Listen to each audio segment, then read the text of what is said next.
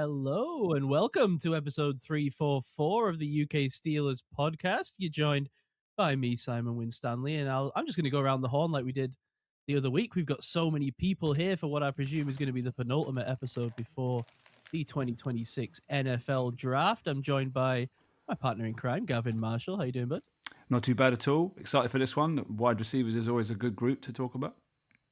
Absolutely, yeah. That's why we've attracted the big dogs to this episode. And speaking of big dogs, a man who's ready to travel out to Pittsburgh for the 2026 NFL Draft, Mark Hansen. How you doing, buddy? Woof woof. I'm all good. Thank you very much. Thank you for the big dog tag. You, the biggest of dogs, the biggest of dogs.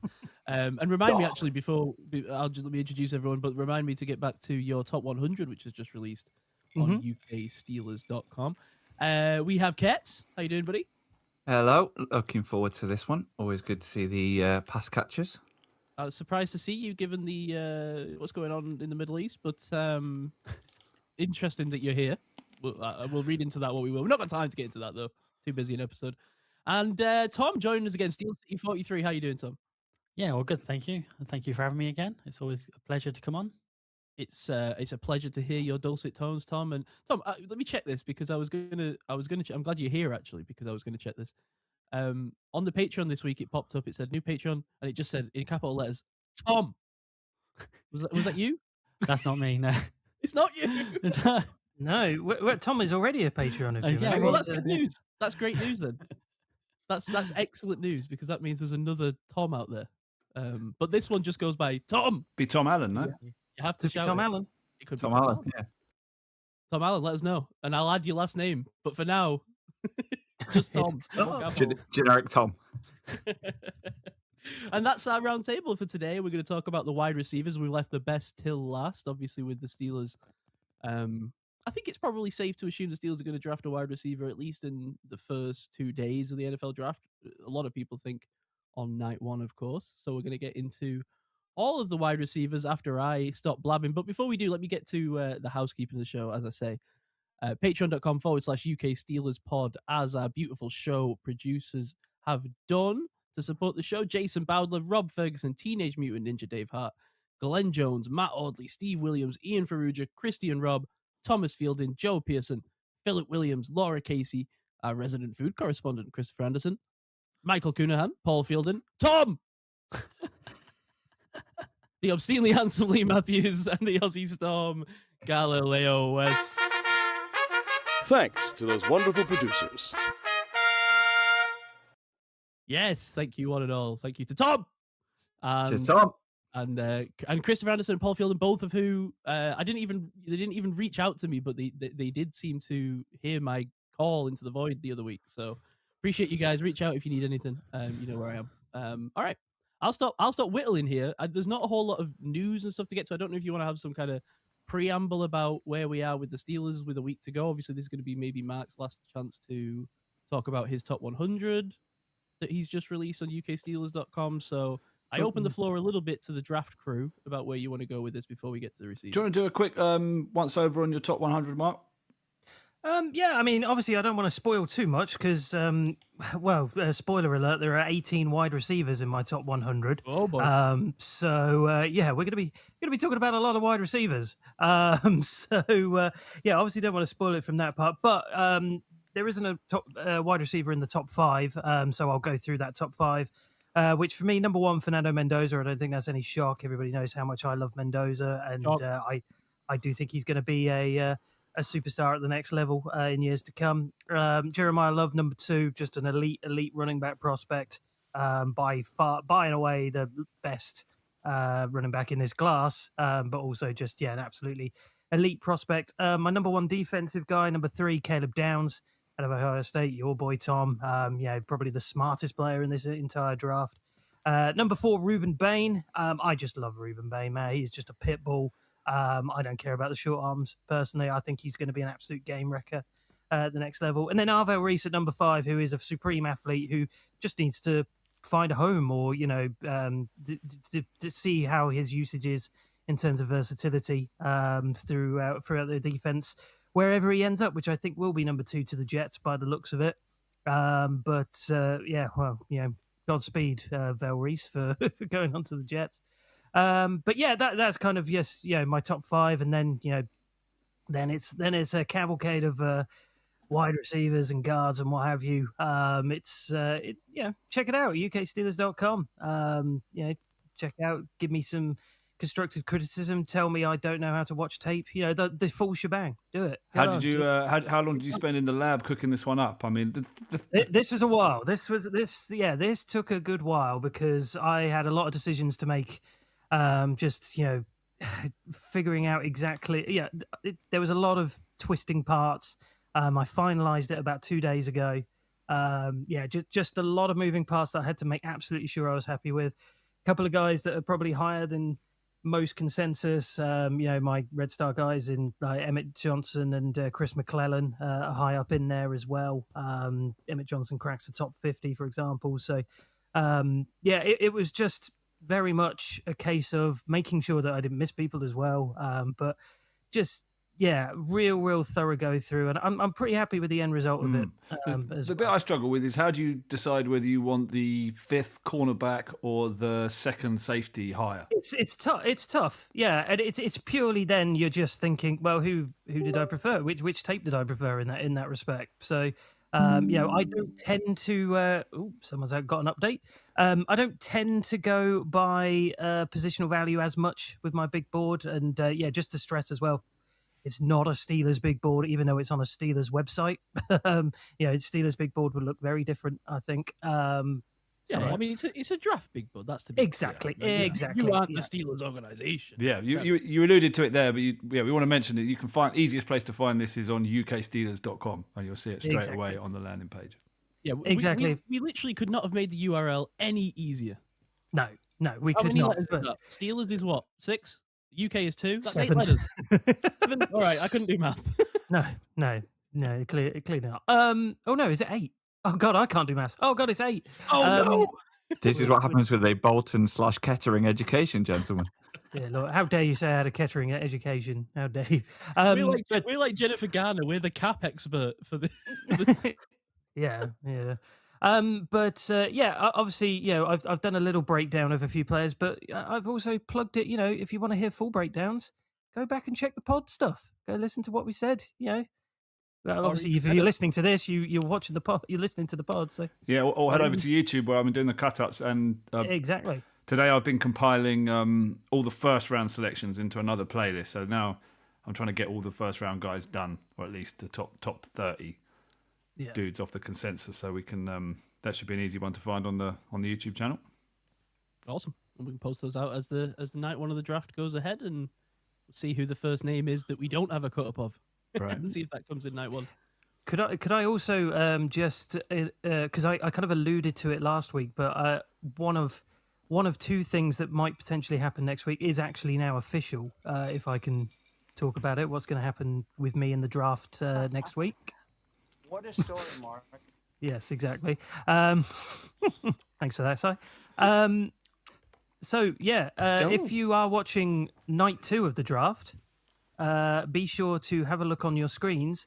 You might see me. I will be in the inner circle on draft night. I'm battling these sound drops, but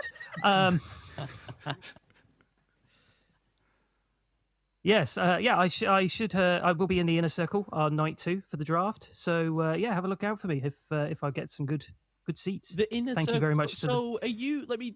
So I'm picturing this. You're because there's usually there's 8 people, right? I picture for each team sitting there, and one of them's got like the big crazy necklace on with the big steel logo on. I mean, there's more than 8, but but I mean, like the inner circle area that you're talking about specifically. I feel like when they shoot the camera down there, there's usually like for each team they'll have like 2 rows of seats, right? Like you know what I mean?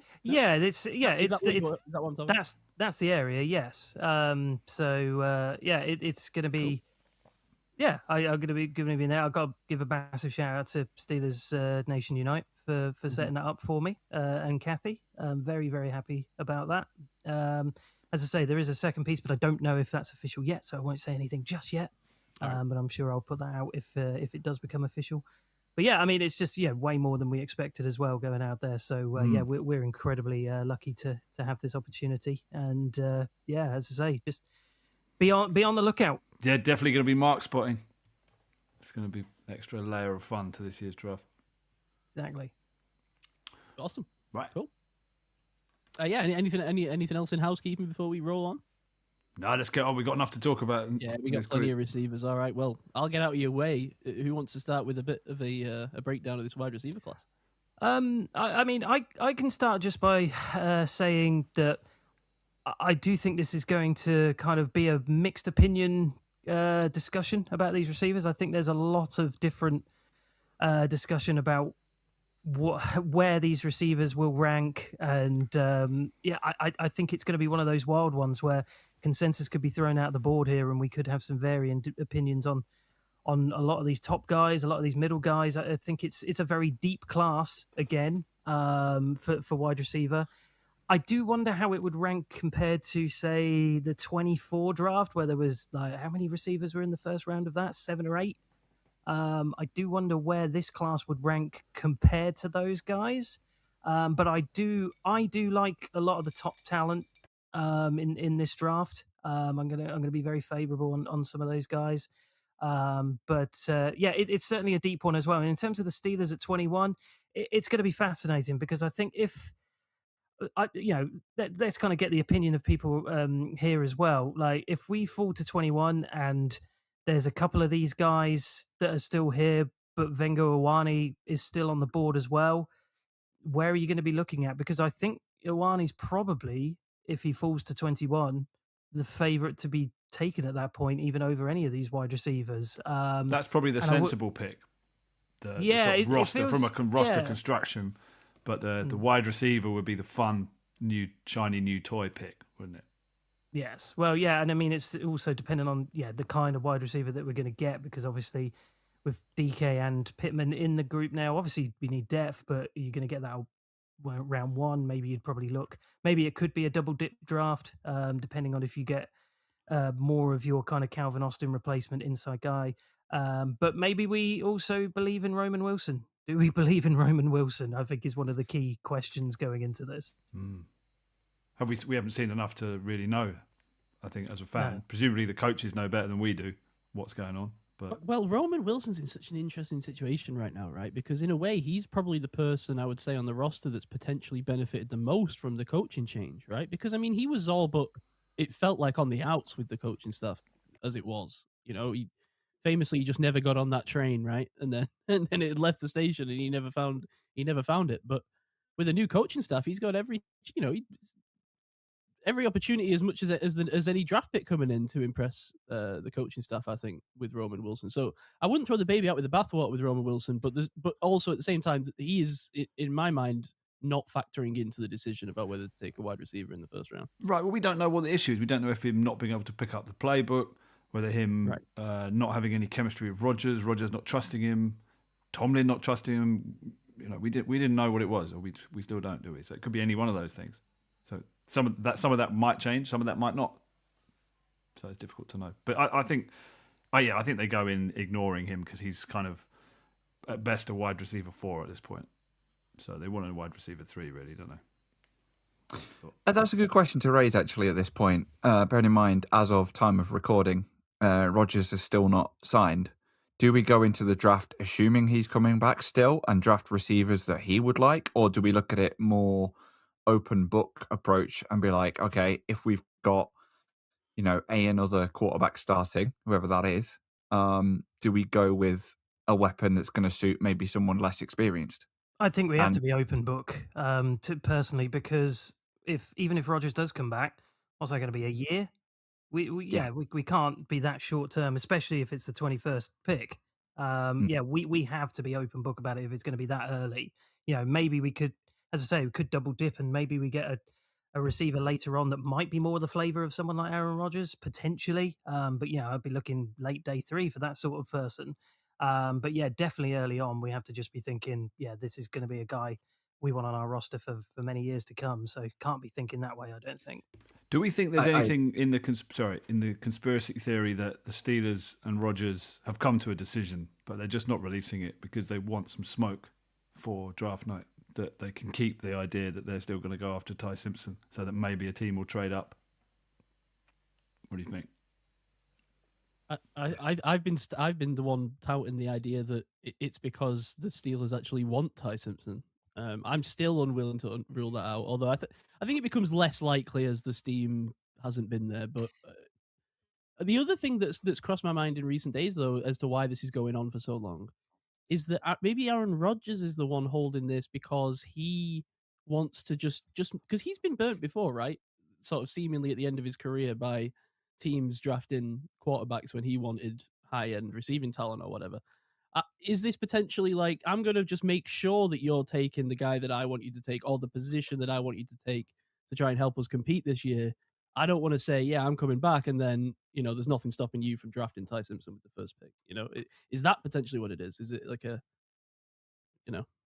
holding out to see who's gonna shoot first? Maybe brinksmanship, taking it to the wire. Yeah. Don't like that tactic if that's what they're doing. Risky. It's all a bit. It's all a bit all over the place right now, isn't it? I don't think anyone likes it. It doesn't seem like Art Rooney and Omar Khan are on board. They've both said publicly that they wanted an answer before now. Yeah, as you say, unless Aaron Rodgers shows up on the stage and says, I'm not fucking leaving, then yeah, I don't think this is the way that anybody wanted it to go down. Yeah, unless it's a bit, it just seems a bit. Which I find it hard to believe. I just don't know what is the upside there, because even if you do, I mean, I guess Ian's is going to be excited in Pittsburgh in the moment, but I don't really know what that announcement is. It's like, he's back, Aaron Rodgers. Okay. Rand's got a question. He said, "Who will you regret more not taking?" I think he means between Iyani and, I need to get how to say that guy's name, Iyani and a receiver. Who would you regret? Again, it's kind of dependent on receiver, I guess, but I don't know. Yeah, it's fully dependent on receiver to me. I think it's just who is there at 21 still, and yeah. Actually, maybe that's the way to think about that question, right? Is rather than answer it now, maybe we should retain that question, and as we go through the first 5 or 6 receivers, the ones that we know are going to be first round prospects, we can almost pose that question: would you rather have this guy or? Yeah, I think that's a great show. If he fell, right? Yeah. Yeah. Okay, that's good, because there's also a positional thing, isn't there? That I feel like you were going to regret not having a guard in place more if your quarterback's getting slammed into the ground repeatedly, and you're not generating any gaps in the run game. Whereas a wide receiver, there's more skill position players to move around. But then we saw, last year, completely depleted wide receiver core. They desperately needed help. So I don't know. It's a tough one. I think traditionally, logically, I would say you're going to regret not taking a lineman over not taking a receiver. The Steelers are the new Bengals meme. Exactly. But with a guard rather than a tackle. Yeah, I think for me, you would regret if Ioni's there. You would regret taking him. I think over a receiver. You look how deep this class is, and yes, you can get an elite. But I think we got to learn from the Kenny Pickett draft in that sense of who we could have picked instead of Kenny Pickett, and we need to learn from that. And look at the center we missed out. Okay, that worked out in the end, and we got probably a center on the same par as that. But yeah, if a lineman's there, I always say trenches all along, because 9 times out of 10, the wide receiver market is going to be massive, and it is. And this is another very deep wide receiver draft. So yeah, the chat. I would always go for that. Yeah, the chat's agreeing with you. Phil Williams put got to draft Ione, particularly if the top 3 have gone. And Steve Hagar, hi Steve, put Ione over any wide receiver if he falls. So yeah, chat saying go with guard, sounds like. But will Best he be player there? available. Will he be there, or will he be a Raven at 14? But yeah, I think from what Steelers have done this off season though, I think it is going to be your best player available, isn't it? And that's what we're looking at. I don't think we're pressured anywhere really that we really need We can have fillers at the moment. If we didn't go for, say, Ione in the first round, there is still depth there in the guard market anyway in the draft. But what we got at the moment is doable as well with Hoffman, I think. Yeah, I want the Steelers to be more killer, less filler. True. That's what we need. Very true. But if we take an edge in the first round, and I'm going to Promontory Bros, and I'm just going to cry for the rest of the night. Yeah, true. But other than that, yeah, I totally get the point of BPA there. But shall we dive into this wide receiver class and see what we like? Let's do it. Can I just say one more thing? Yeah, of course. Yeah. And we'll get through it as we go through. But this is my statement from the start. I don't know if there's a wide receiver 1 in this class. Oh, I'm a bit unsure if there's a true one. Yeah, I agree. I think it's more. You might have a 1B in this class as a kind of ceiling level potentially. Slash a ton of 2s. I think there's a ton of 2s in this. But yeah, wide receiver 1, I think I'm somewhat in agreement with you. But I think there's a lot of great talent. Yes, It's just, definitely. yeah, is there a true wide receiver 1 in there? I don't know. As a prospect, I'm not really ranking. I don't think I'd rank any of them as wide receiver 1s. There's not a prospect in this one where you said 2 years ago, 3 years ago, oh yeah, I'm waiting for him to come out. I don't think there's that anticipation like there have been in the previous years. I don't think there's. Yeah, I just think there's very, as you say, very good wide receiver 2, wide receiver 3 kind of market here. But there's no guy that you thought 2-3 years ago that I can't wait for them to come out. No, exactly. That's next year when you've got Jeremiah Smith and Cam Coleman, and yeah, it's just going to be like that. That's going to be all the buzz next year. But yeah, no, I'm absolutely in agreement with you on that one. Even though I'm really high on a handful of these players up the top, I can say that wide receiver 1. I don't think. Maybe a couple will surprise, but I don't think anyone at this point is looking like that. Right, let's carry this conversation into Tate because there's some things I want to say, but let's say it once we've started talking about him. So, Mark, do you want to start with Carnell Tate then? No, you go ahead. You go ahead. You're our lead draft analyst. You take us away with the top guy, please. All right, okay, no problem at all. Let's start with Carnell Tate then, out of Ohio State, the junior. 21 years of age, only just turned 21 as well, so still young. 6'2", 192 pounds, so a little bit of a smaller, lighter frame guy here. I mean, obviously Jeremiah Smith is the talk of the town in Ohio State at the moment, and yeah, he'll most likely come out next year, be a huge, probable top 10 pick if it all goes well in 2026. But man, Carnell Tate. He himself is a bit of a showstopper as well. He runs some of the smoothest routes that you will ever see. Sharp feet, fluid hips, lovely mover with the ball and off the ball. 12 out of his 14 contested catches were made. So you'd love to see that from a lighter frame guy, but he can really, really battle for the ball well. Highest passer rating when targeted in this class as well. So you love that.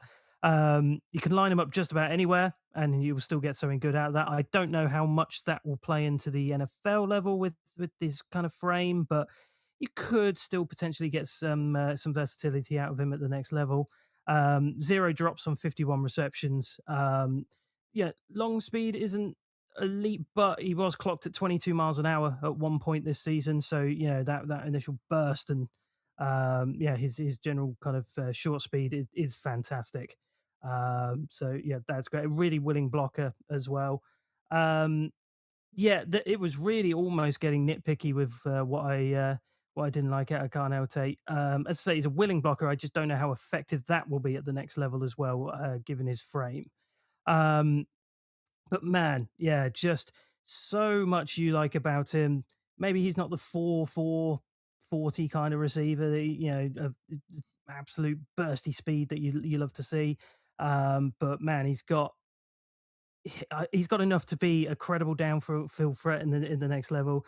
Technique and ability to be a threat everywhere else underneath and what have you. He's not going to fall anywhere near the Steelers. This is a guy that is probably going to be going top 10. This could be a guy that people actually in a draft where people are unsure whether there'll be trades up, I think this guy could be a very prime trade up candidate for a team to go up into the top 10 and get. I think he'd be an absolutely awesome Steelers addition, but I'm not getting too excited about it because I do not think that he will be anywhere near there for us. I don't think, it'd be a perfect world if he fell into that sort of early teens kind of situation, and we trade up to get him. I don't think that's going to happen. But other than that, I'm a +1. He's number 6 on my top 100. I really love Carnell Tate, and I think he's going to be a fabulous player at the next level. I think this is a fairly easy evaluation. You just look at his tape and you go, first rounder, top 15 pick. Yep, next, move on, watch someone else. He's consistently ranking high in terms of intermediate route success. He's technically sound. He's a gets open every play kind of guy. He can win in tight coverage, has much better kind of wide receiver frame and arms than some of his classmates. He's a twitchy runner, good ball security, good catch radius, goes up and high points the ball, some really good, spectacular catches on tape, even against pressure. 85.7% contested catch rate. I think he's improved his ability to win in traffic from 24 to 25. It looks to be the most complete X receiver in this class, albeit I agree with what was said in terms of I don't think there is an absolute wide receiver one, leave him on an island 24/7 kind of guy. Can be one and done when tackled, doesn't have a good breaking tackle ability. I think blocking is fine. He did miss a month of the 2025 season due to a calf injury, returned to action late in the year, and has had no lingering effects during the pre-draft process. So, I've gone at value. Nice. I'm at value as well. Where do you saying, Mark, about you didn't think there was a true number one receiver? So this guy, the top receiver we're talking about in this draft class, and you're taking in, you had him at 6, did you, on your big board? Yeah, and I think this is a guy that's a 1B. I think this is someone that I think Ket's nailed it. He's not a 24/7. You're going to be looking for this guy every single play of every single down that you're playing. But he's going to be that sort of real threat that people will need to pay attention to. Yeah. So in terms of 1B, the kind of two best 1Bs I think about in the league are maybe Devontae Smith or T. Higgins, maybe. That's exactly what I was going to say, Devontae Smith. Yeah, Devontae Smith definitely. Yeah, he's more in that role, isn't he? Because he's kind of slight. He's not the power forward type. He's what are his measurables again? Yeah, he's 6'2", 192. So he's you're looking at like 210, 220, ideal, like kind of like power forward, like Jamar Chase kind of weight down to 200. He's a bit under that, so he's a little bit skinny. So he doesn't give you much yak, does he? He sort of does all of his damage pre the catch with all his routes and his spacing, and amazing the ball tracking ability he's got. What makes him a bit more like a Deshaun Jackson kind of deep threat that he can just blaze downfield, track the ball, late hands, turn his head, and then make a nice adjustment to get onto the route and beat the DB. So you love all that about him, but the thing that's holding him back just slightly of being the kind of blue chip receiver this year is that toughness and the kind of being able to physical DBs through the catch, physical at the catch point, and physical through his breaks. It's not bad, but it's just not. It's not that sort of top tier that we've seen. Like, where would you place him against other top receivers we've had in the last few years? Like, let's start with last year, McMillan. Like, what do you think? Yeah, well, that's what I was saying. Like, you kind of put this whole class up against those the kind of last two classes in particular, and I think you're probably not going to have Tate up there at number one. I think I was quite high on McMillan last year. I probably would have McMillan maybe above Tate. I don't know, but again, like, he's very high on my draft board as well. But yeah, he's not in the MHJ Neighbours Dunze level of that draft class. He's definitely definitely a tier maybe even two below that. But for this particular draft class, I do think he is wide receiver one personally, and it's just it's difficult to compare, isn't it, when you go in between these different drafts in the past. But that's why I think he's just that really sort of 1B sort of guy, maybe a 2, but I think definitely 1B. The other thing about that, sorry Tom, before you speak, obviously he's playing across from possibly the a generational wide receiver prospect. Not just the number one prospect, but of a decade, perhaps the best wide receiver coming out there in Smith. So how do we think that affects him? Do we think that turns him into? We're automatically thinking he's a number two. Did that open up space and opportunities for him because defenses are worried about that number one threat? But the counter flip of that argument is obviously the same thing was said about Justin Jefferson because he was number two to Jamar Chase from coming out of LSU. He came in, a year before Chase and was, took off as an absolute legit number one.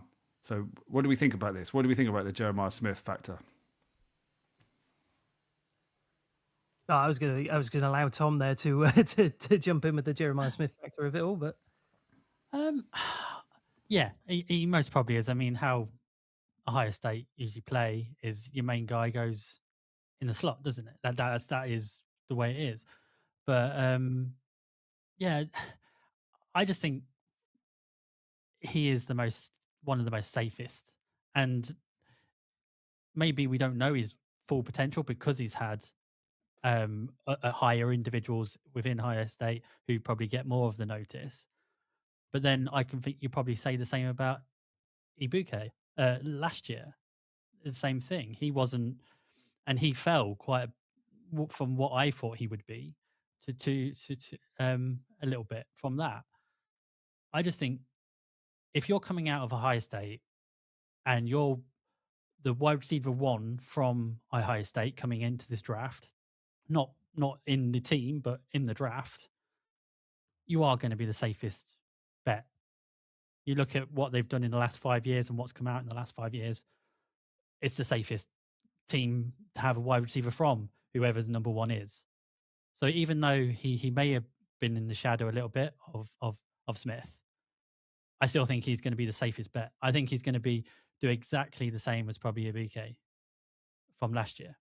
He will come in, most probably be a wide receiver 2 in a team, but he will shine. And if injuries happen, he will try to step up and maybe he will succeed as wide receiver 1. But his floor is too high. To fail, I don't think he will fail. I can't see him failing because I think his floor is too high.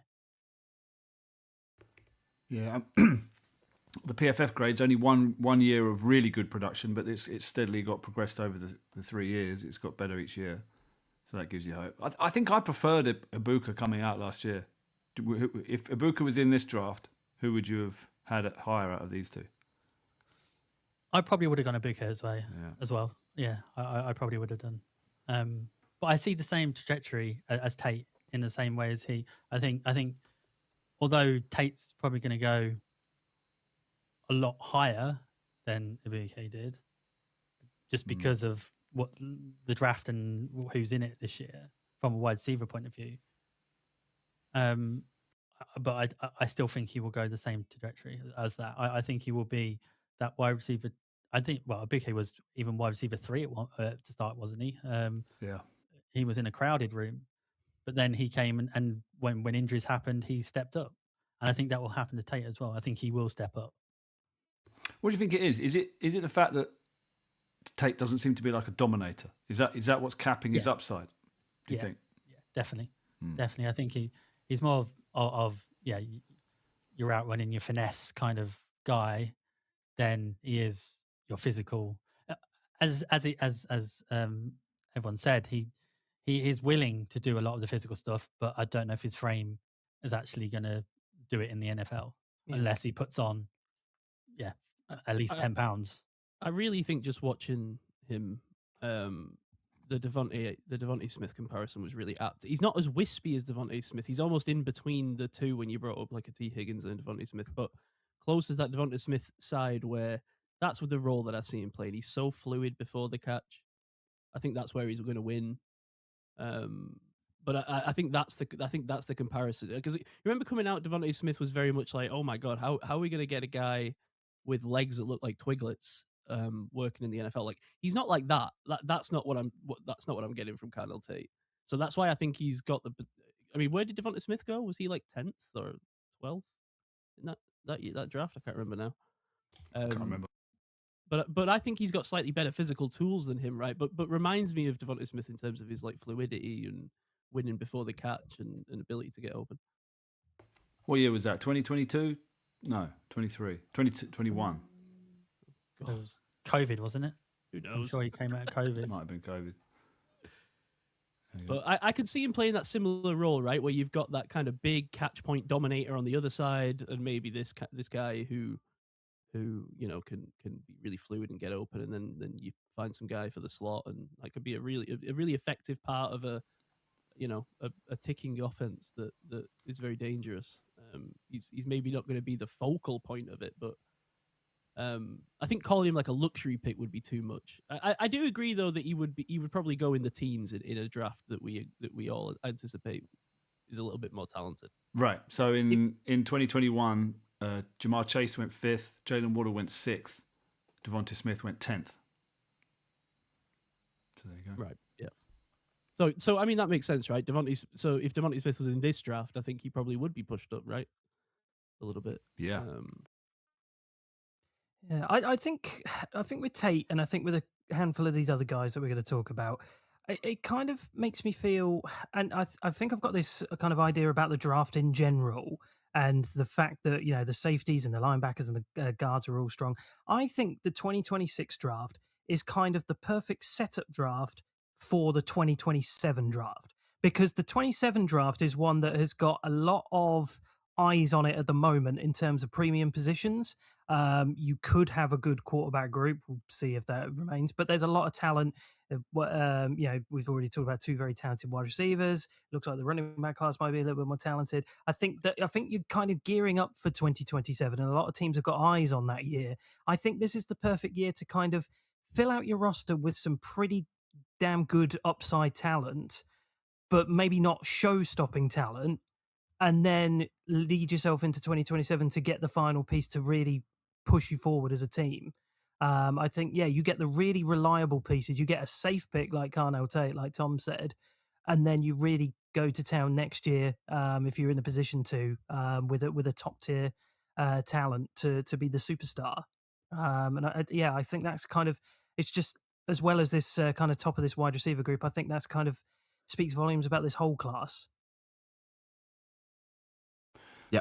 Tom, what was your grade on Tate there? At value. At value. Thanks. I think where he is in this draft, definitely at value.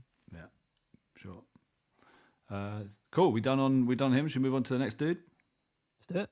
All right. Let's go to Makai Lemon out of USC. I'll just get the picture up there. 1 second. There we go. Should have got that already. There we are. Right. He is 5'11", 192, the Belitkinoff Award winner for your best wide receiver in college football last year. He's got crisp route runner, sharp breaks, nice precision and burst he runs with. But he's pretty much strictly a slot, right? That doesn't mean he's not a deep threat. Like he breaks one. He does go on sort of go routes from the slot, break one on a slant or a crosser as well, and runs a nice comeback.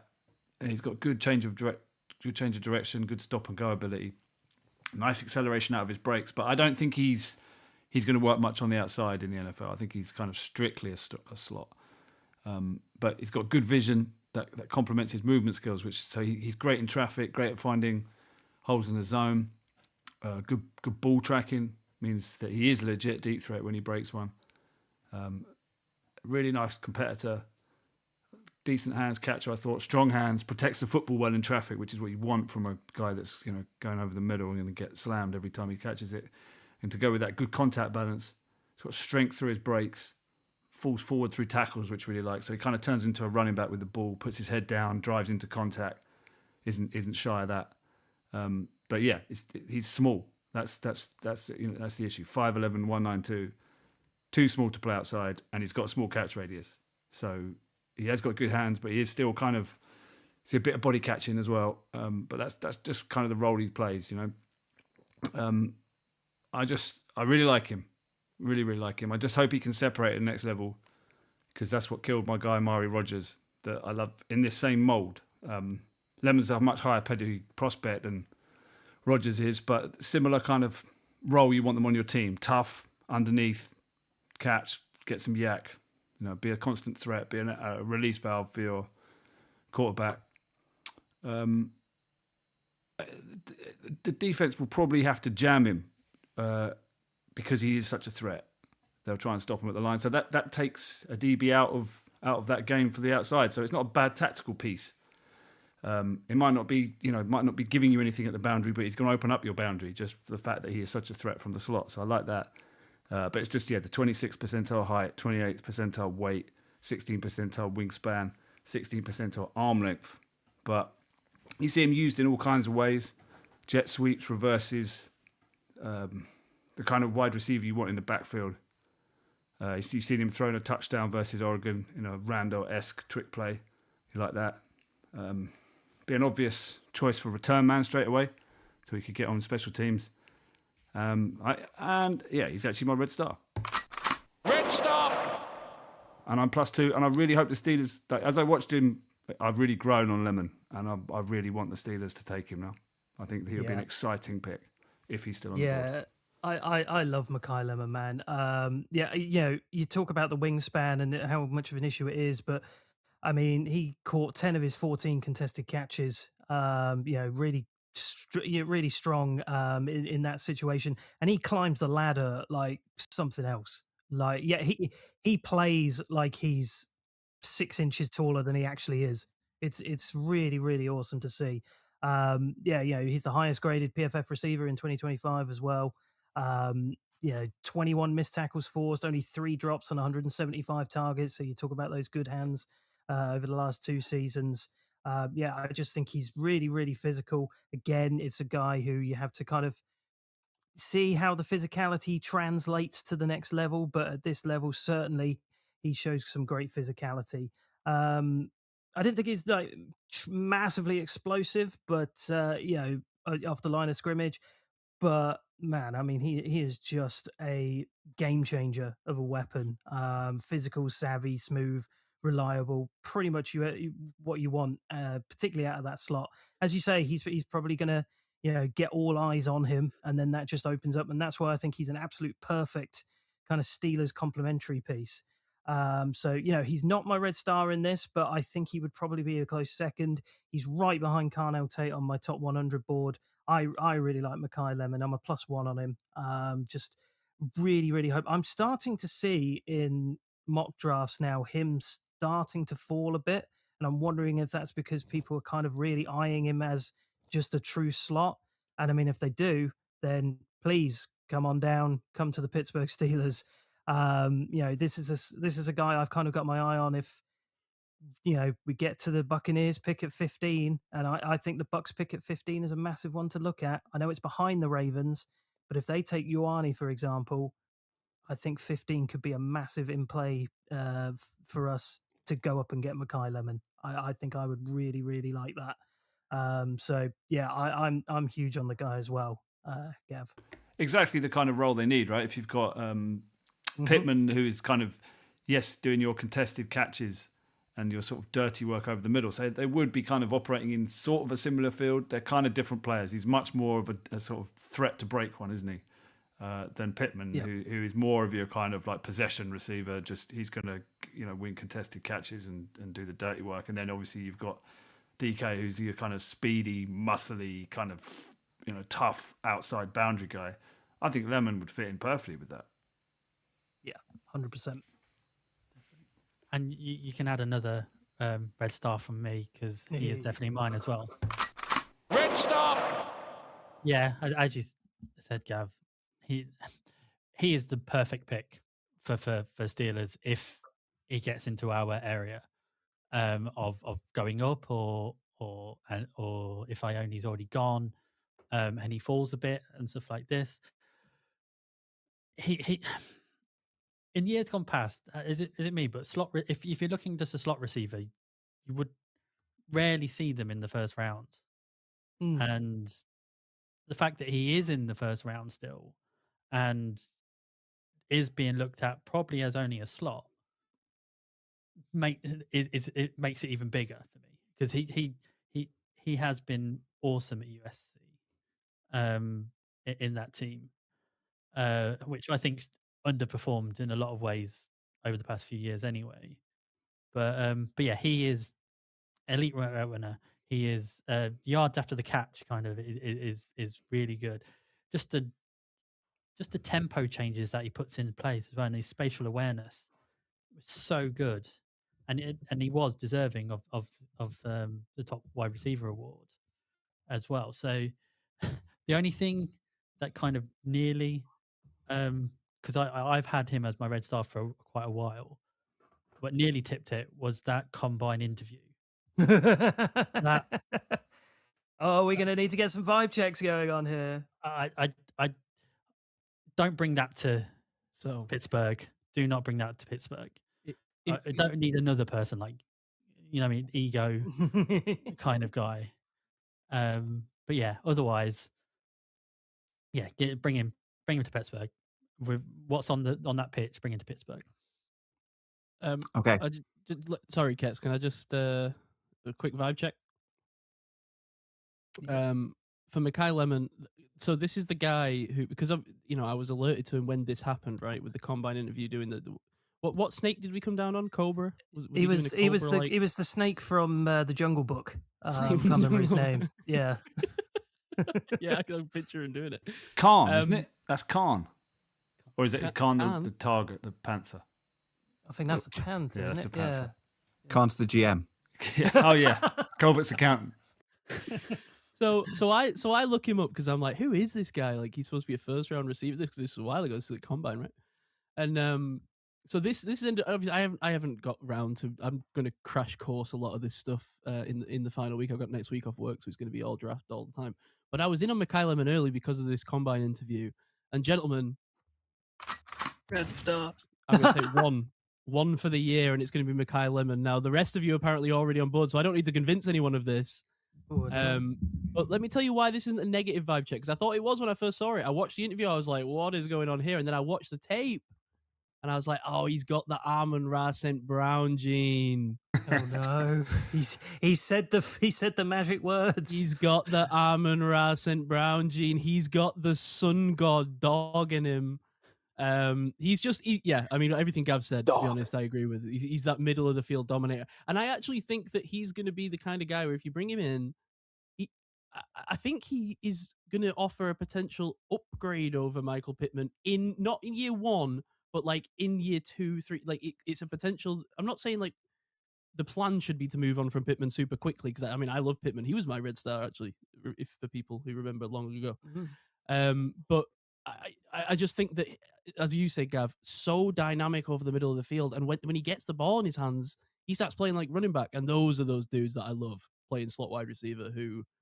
Yeah, they can be in a contested middle of the field and they could still break and explosive because they're just so fluid with the ball in their hands. So yeah, big fan of Mackay Lemon. Would absolutely love the pick. He's the guy I'll be hoping the Steelers take in round 1 for sure. Cats. Now, a few years ago on this podcast, there was a gentleman by the name of George Pickens. I was famously in on George Pickens. The rest of you who was on that show that week were famously out on George Pickens, and I was on an island. I got told he's a diddlo. The talent does not, He was a diddler. Does not match the talent. It's too much of a risk. It was. You're all in /red star on Mackay Lemon. I am not. I am -1. He was flagged for unsportsmanlike conduct versus Michigan. On one of the blocking snaps against Purdue, he was getting overly physical after the play had finished. He didn't get flagged, but I think in the NFL that might have been something. I didn't see his combine interview, so I'm going to go and watch that now. How have you not seen this? No, I'm not seeing it. I've just watched the tape. Wow, I'm shocked because when you said that, Kets, I thought I was about to say, "Wow, you're basing this all on the combine interview." That was everything. No, not even seen that. Yeah. Not even seen that. Wow. Right. Anyway, yes, he's a very good punt returner, kick returner. Punt return 6 attempts, 71 yards. Kick returns 8 attempts, 144 yards. He breaks and bounces off tackles really well, and he can need gang tackling at times. The route tree is good. He's a long strider. I wouldn't say it's explosive speed, but eats the ground up well enough. Good awareness of feet to stay in bounds for a catch on the sidelines. There's some catches that, quite frankly, he's got no right at all to get. He's a good hands fighter. Had a really good game against Georgia Southern. Adjusted runs kind of consistently, resulting in a touchdown. Did really well in that game. Don't like the catch radius. I don't think he has make-up speed after the catch. The touchdown grab against Michigan is pretty spectacular. He was really tightly covered by Sanders and still managed to get the ball in for a touchdown. I didn't see the positive in terms of the catch in traffic. I feel like if you block for this guy, he'll do really well, but I think he's reliant on blocks in front of him for the yards after the catch to develop. There's times he catches the ball and doesn't really go anywhere with it. That's a concern for me. I think his blocking is more misses than it is hits. He lacks the functional strength on that side of the ball. Doesn't look like he wants to be out there blocking necessarily. Gets blown off blocks at times. And as I said, if he doesn't do well, I think he's got that potential vibe question mark about him. 12th or 13th on the consensus big board. He was one of the first guys I watched in this draft class, but I'm not seeing the value. I don't want us to go up. I'm not convinced he's a first round pick in most other years. I like some of the stuff he does, but I don't see him revolutionizing an offense. So I'm -1 based on the 12/13 draft pick value. Just very quick response to Ket's that I agree that I don't think he would revolutionize an offense, and I would just say in terms of trading up to clarify my position on that, I would say only because we have such a plethora of top 100 picks, and I would only give up a third to move, say, to like 11 or 12 or And something. honestly, I think you might only need to do that. I think you Exactly. can move up for pennies in this draft. I really, really do. So yeah, I don't think it'll cost much at all to do that if you want to do that, which Ketz evidently does not. If that's the case, I think there's so many. I want to take 5 third-round picks, let alone the 3 that we've already got. So if we give one of those away, I'll be annoyed. I will say the one thing I disagreed with you wholeheartedly on there was just the needing blocks to form the kind of the breakaways, in space. With the ball in his hands, because I felt like he was really creating those opportunities for himself in positions where like very few other players would, and it did remind me of the Amon-Ra St. Browns, the oh my god, his name's escaped me, the best wide receiver in the league. Holy crap, Seahawks, Jackson Smith-Njigba. Oh, I was gonna say Puka Nakua for you. I know. I was half playing, but I do think he's taken that mantle last year. And those guys are that kind of player where just at any moment I could just see them catching a slant, making 2 guys miss that almost no other players in the league could in that position. And I think Mekhi Lemon's one of those players. But we shall see. Who knows? Because as Gav said, we've equally seen guys like Amari. Help me out. What's his name? I'm struggling with names right now. Amari Rogers. Thank you. And, who have failed doing the same thing. And numerous other kind of slot dudes that don't work out. And an important note, the Steelers have had a top 30 visit with this guy. We have. So he is very much in play for that first round pick. Yeah. Steve in the chat's put, I like Lemon, but I question if McCarthy would want a slot-only wide receiver as he prefers versatility. I actually agree with that. I think that's a really good point. I think some of us are a little bit still in the mindset of the Tomlin era of what they would have maybe gone with. I'm not saying that's even Tomlin. I mean, I know we've still got Omar Khan and the brain trust should theoretically be the same. But if you look back at Mike McCarthy's first picks with Dallas and Green Bay, I mean, CeeDee Lamb, I think, was the first pick with the Cowboys. And does anyone remember the Green Bay one? I know it was someone good. I can't remember exactly who it was now. But I do think he tends to try and make a bit more of a splash. And I just think Mekhi Lemon, while I love him, and like I say, it's the player I would want to go with, I don't think, as Ketz rightly says, I don't think he's the kind of player that can revolutionize a play style or institute a new thing, which is, I think, kind of the landmark pick, being the first pick of a franchise tenure, I think is probably what he's going to want to do. Maybe, but I wonder if he could be a bit more impactful than what Ketz is saying there, because of his ability to break it from those slants and in-breakers. He could be getting peppered, like in a Cooper Kupp way, be getting peppered with chain-moving passes, but then he's also, in a Tyreek Hill way, a threat to suddenly burst through and suddenly he's gone. So to me, that would be his ceiling, right? Like, would be a JSN-like player. Yeah, right. But I don't know. Like when I watched JSN, even though no, we weren't all consensus that JSN was going to be this elite player, he was so fluid with the route running. I think that's why he escapes so often and why he's so elite right now. Yeah, I don't think that's Mackay Lemon's game. No, it's not. He's JSN's a bit more smooth, a bit more route savvy. I'd say Lemon's a bit tougher. He's got that running back, turns into a running back thing, but still got the speed too. Gonna be interesting. Yeah. Yeah. That's why I like him. We'll see. Tom, if I had to put a bet on it, I would say he's going to land somewhere between the way JSN is right now, like wide receiver 1 in the league, and someone like a Puka Nakua type who was drafted late but has ended up turning into one of the best players in the league. I could see him in that kind of realm, but we shall see. Yeah, I agree. Hence why I read starting. Tom, what was your grade? Sorry, missed it. +2. +2. Nice. All right, who's going next? I'll pick up. Let's go to Jordan Tyson from Arizona State. He is 6'2" and a little bit, 203 pounds. He's 21 years old, so true junior. Okay, to start with, let's just go off the field. Let's go what's on the field. This is a guy who, when I question there isn't a true wide receiver 1, this is a guy who has the potential to be, in my eyes, a wide receiver 1. He has a pretty damn good route running ability. His separation is really good. His sharp breaks that he has, really good acceleration at the top of the route. The yards after the catch, he's so dangerous on that. He's got excellent ball tracking and his body control. Some of the catches that he's did, some really difficult catches that he had, were just spectacular.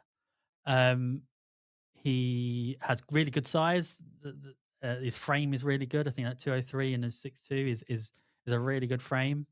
And that shows with some of his contested catches and that absorption of contact when he has it.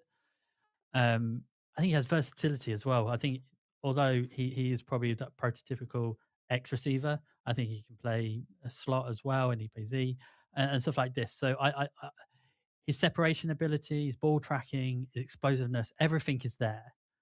And he's got high praise from his wide receiver coach, which is, of course, Hines Ward.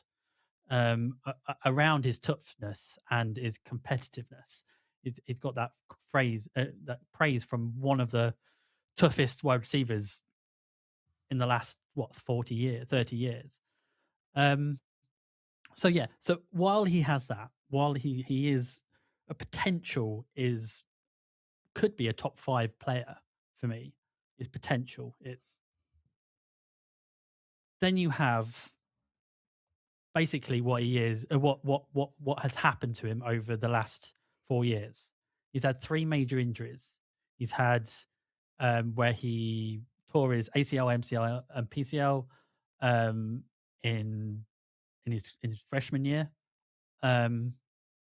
He had, which then took him out the next year as well. He had then, when he came back, then he had a broken collarbone. And then last year, when he had an okay, he had quite a competitive year. However, he had hamstring issues all the way through the year as well. This man, to me, is Mr. Glass. He is. I had a comparison that I thought of him, because I think the fear of this guy is what if. Because he could get into the NFL and he has so much potential, but it's that question of what if with him because of all the injuries. My comparison for him was Owen Hargreaves, a really good footballer who was just plagued with injuries all the way through his career. Great comparison. Owen Hargreaves drop on the UKSP. I love that. Love it. He's like the Stuart Holden. There's one for you, Bolton. He is. He has so much potential, but and he came out with an interview, I think, and he said about a lot of his injuries were freak injuries. So that it's not like he's had a knee injury like Owen Hargreaves did have. He had a knee injury all the way through his career, which kind of plagued him. He's had the ACL, the knee injury, but then that's been fine since. He's had the collarbone, which is a freak injury, and then he's had the hamstring injury, which isn't related to anything else. So there is that freakness of injury there, but you would expect that once in a career, not keep on going. When it keeps on going, then you've got to wonder: can his body go to that level? And you've got to remember, he's doing this in college, so it's going to get bigger lads, bigger boys, basically. Can he compete with those bigger boys in the NFL? And can his body do that as well?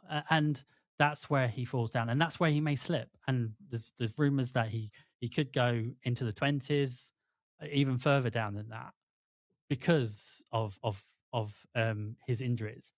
And he had his pro day today. Oh, wait, it was today. I think his pro day was. Yes. And he had loads of. But I don't think the issue is people can go to his pro day and it could be perfectly fine. But it's not one injury. Is he physically able to take the hits, to do to keep going into the big leagues? That is the question, because all the 20 odd coaches that went to see him, I don't think you would find many issues with his injury issues and stuff like that. But could he take once you start getting all these injuries in a row, then usually it keeps going. But yeah, so I'm -1 on him purely because of the injuries, but I would be +2 on him if it was just around the talent that's on the field. Surprisingly, though, what I found quite surprising, he did the bench press at the combine. Did you guys see this? Yeah. And he did 26 reps, which is pretty impressive. It's 98% percentile, yeah. Yeah, it's pretty impressive. So it's there. He's got all the potential in the world, I think this guy has. But can his body take it? That is the question mark. Did he actually run at his pro day? Because I heard he was injured for it. He re-injured it. No, he didn't. Yeah. Yeah. No, he didn't. He basically did 20, 25 routes, and that was it. He did a few catching plays, and that was it, basically. I don't think he did anything to do with 40 or any other kind of testing. Yeah. So he doesn't feel like he's trusting himself yet to give the figures that he wants. He doesn't feel like he's rehabbed the injury, but at least he could do some drills and stuff. Because at one point it looked like he wasn't even going to do any drills and he was going to be injured, which is not a great look when you've missed the combine and missed a third of your college games over your career. Yeah. So it is a concern. It's a difficult one, isn't it? Because obviously the injuries puts you off. I'm -1 because of that. I just he's a falling target. This is the definition of a falling target for me. Yes, he's got upside. But you don't want to take the risk. But if you come round, he falls for a whole round because of medicals. No one likes the medicals, and he's there. Then he becomes interesting, right? Then you're taking that lottery ticket. But in terms of you thought he was the most complete receiver in this draft. I'm not sure. He's definitely like a physical possession guy. He's got the power to fight through DBs on his routes to get separation. That I do like. That is that kind of true number one ability, right? To get the separation. He's got a nice frame, but just the lack of length. 11 percentile arms, 36 percentile span. Hasn't quite got that sort of dominating catch radius. I like his routes. I like how he gets open. He's a useful guy on crossing patterns and like around the first down marker. So I'm wondering, rather than being the complete forward, is he more of a chain moving kind of guy? And I didn't necessarily think that his hands were the best out of this group. I thought he had the worst hands out of this sort of top 5 guys. Maybe that's just a me thing, but I thought he was a bit of a body catcher. Very good at falling, diving catches underneath. And I say that would be more his forte than the sort of back shoulder fades or extended high points. I didn't see his tape littered with those. And it just made me think I'm not convinced he's a contested catch guy.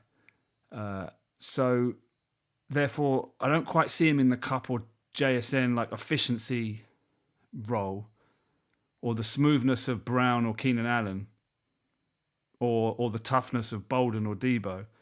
So I'm not really sure what his role is. Like I'm not convinced he's that dominator on the outside. I'm not convinced he's a smooth inside guy. So he's kind of just a good receiver. I'd say he's probably a very good number 2. But he doesn't give you much yak, like only 4.3 yards after the catch yaks, which is a bit down. So I don't know. I was a bit down on his overall game. I thought he's good. He's a solid receiver, but without the injuries. But do you want to take that kind of solid, capped upside guy in the first round? I don't know. Did any of you disagree with me? You think he's a better receiver than what I've set out there? I don't disagree with you in the slightest myself personally. I am also -1, and I thought I might be on an island with this one, so I'm kind of glad that I'm not in that respect. It wasn't even just the injuries. I just felt very underwhelmed watching him at times. It seems like he couldn't quite get everything going in the season. So he had 7 drops in 2024, which was reduced in 25, but obviously there was a lot of the playtime. But then in 2024, he had 66% of his contested catches made, but less than half of that in 25. So yeah, he just couldn't seem to put it all together in one season. And obviously, yeah, then you just add the injury woes to it. And everything you said there, Gav, about the yak as well. You'd like to see more of that. I don't think he has the same intensity after the catch as he does before it. He's a good player that has some real highlight moments.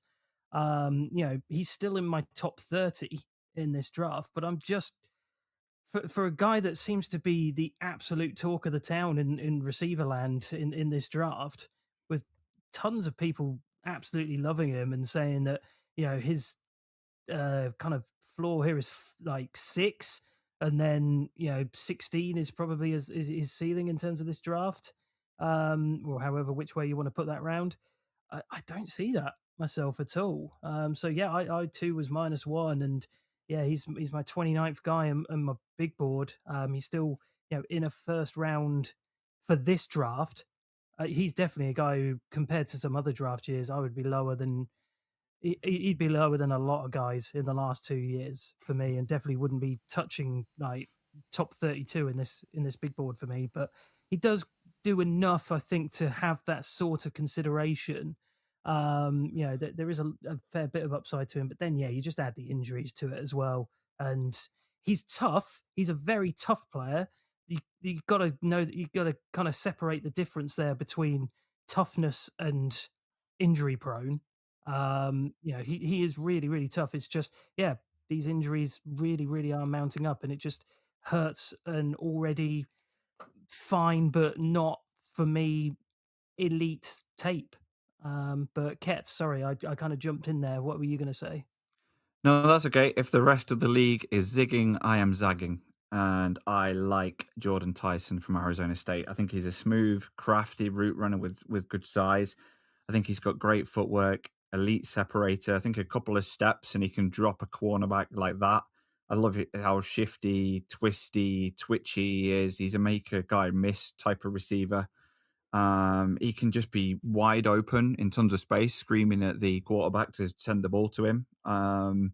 I think I'd really like his ability in the zone to find space. There was examples on tape where he's just absolutely wide open, and until the quarterback looked his way. I think maybe that's why the yards after the catch weren't quite as good. I think if the ball had got to him quicker with a better quarterback sort of reading the play quicker, I think his yards after the catch would have been much better. I love his explosiveness.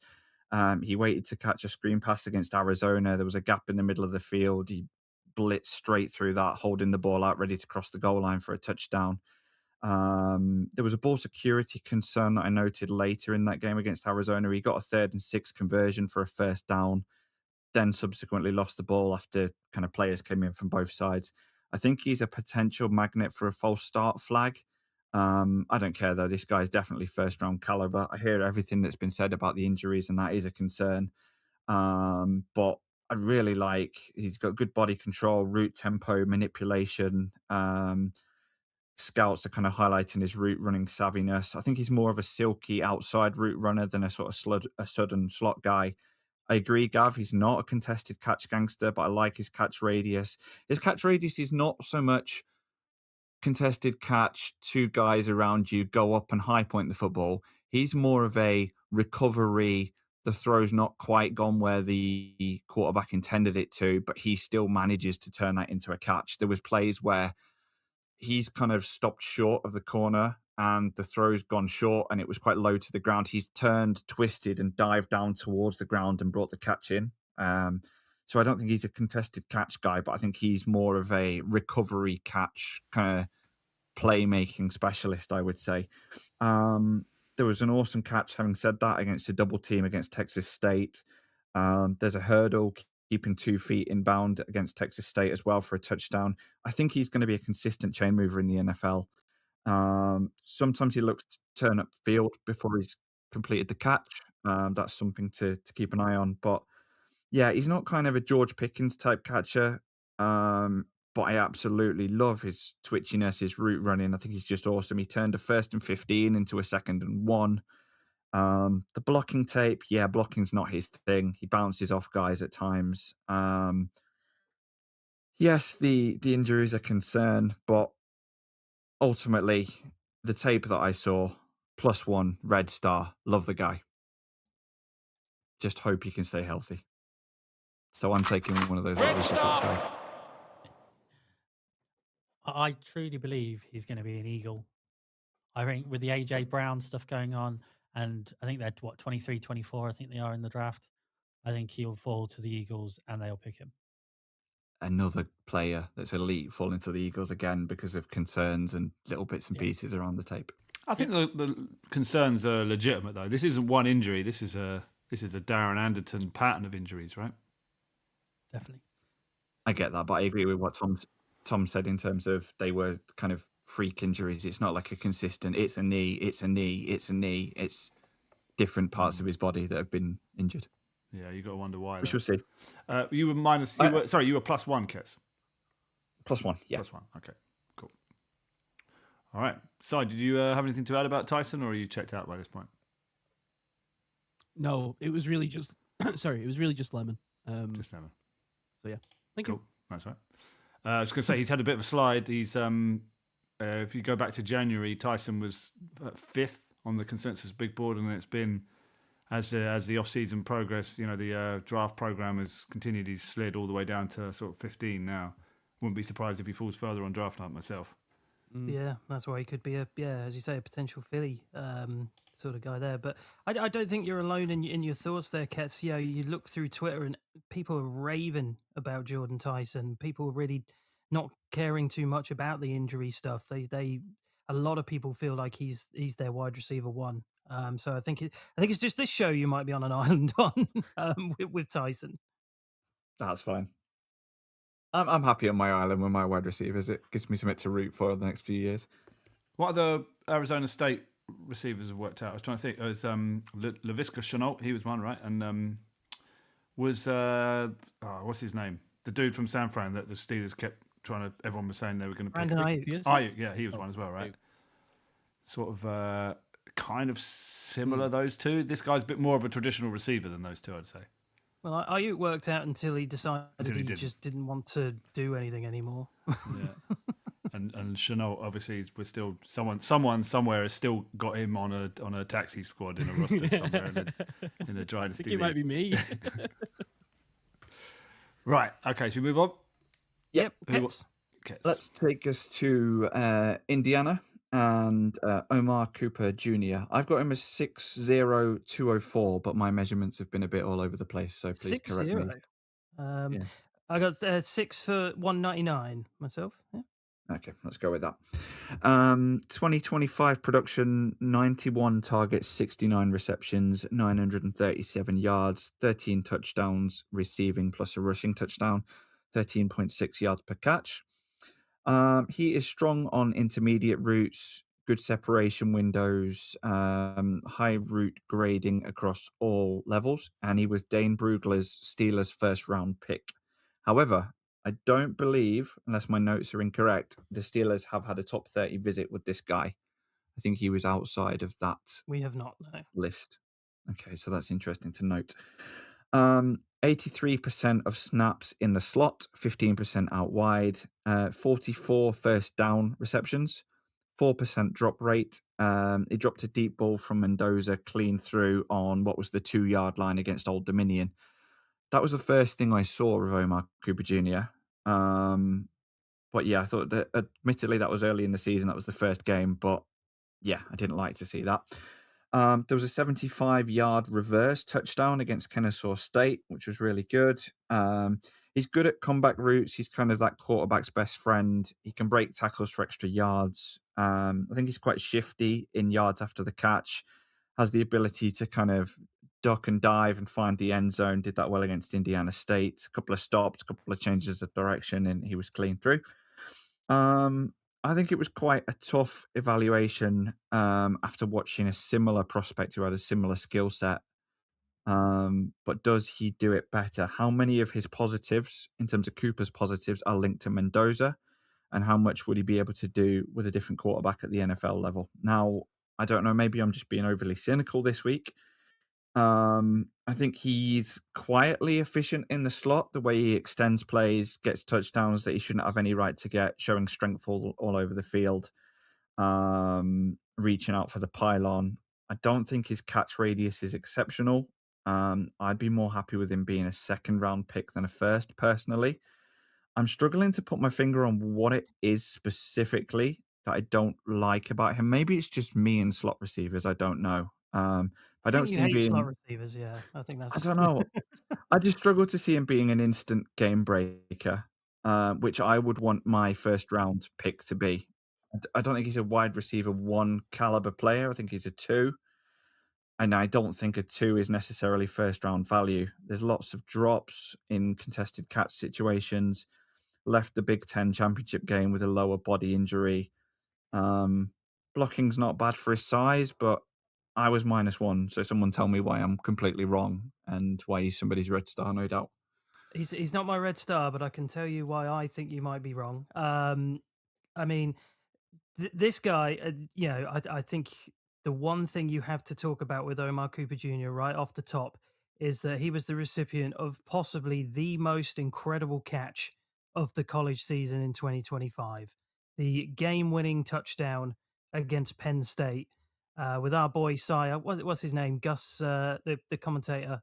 Wow, the Jack Sawyer guy. Yeah, he Jack lost his Sawyer. he lost his absolute mind on that touchdown, and why not? Wow. And you watched that touchdown, and a lot of people focus on the fact that Mendoza was able to thread it in where he did on the back pedal. Omar Cooper Jr.'s feet on that, how he gets even 1 foot down in the end zone on that catch is unbelievable. I could not.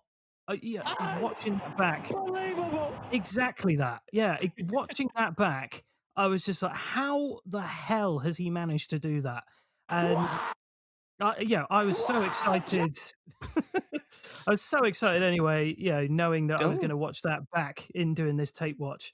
But man, everything else on top of that was absolutely fantastic. One of 13 touchdowns he had this year, 7.2 yards after the catch average. Great speed, finds another gear when he's got the ball. 27 missed tackles forced this year. He just breaks tackles with ease. You saw him do it against Oregon. Just made players look silly. Made Dylan Thieneman look silly at one point. Does brilliantly well with his balance, staying in bounds down the sidelines. He drew a ton of DPI penalties this year as well. We saw a lot of them happening this past season. Shiftiness, patience. Now, yes, he is going to be a slot, and absolutely understand that. That will definitely be his role in the NFL. A little bit of stat padding against Indiana State, so you got a lot of terrific stats here, but he did have that one game where he just sort of went off against a lesser opposition. So fair enough. Does have a limited catch radius. Can lose his balance at times coming around in the backfield as well. Couple of focus drops I noticed on tape. I think the separation was good but inconsistent, I would say. And he missed the end of the season due to an injury. So he wasn't part of that big Indiana playoff run right at the end there.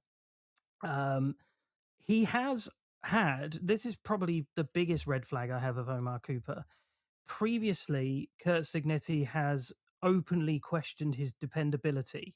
And that was back in 2024. Now, he did bounce back from that and become one of the absolute stars of Indiana's national championship run.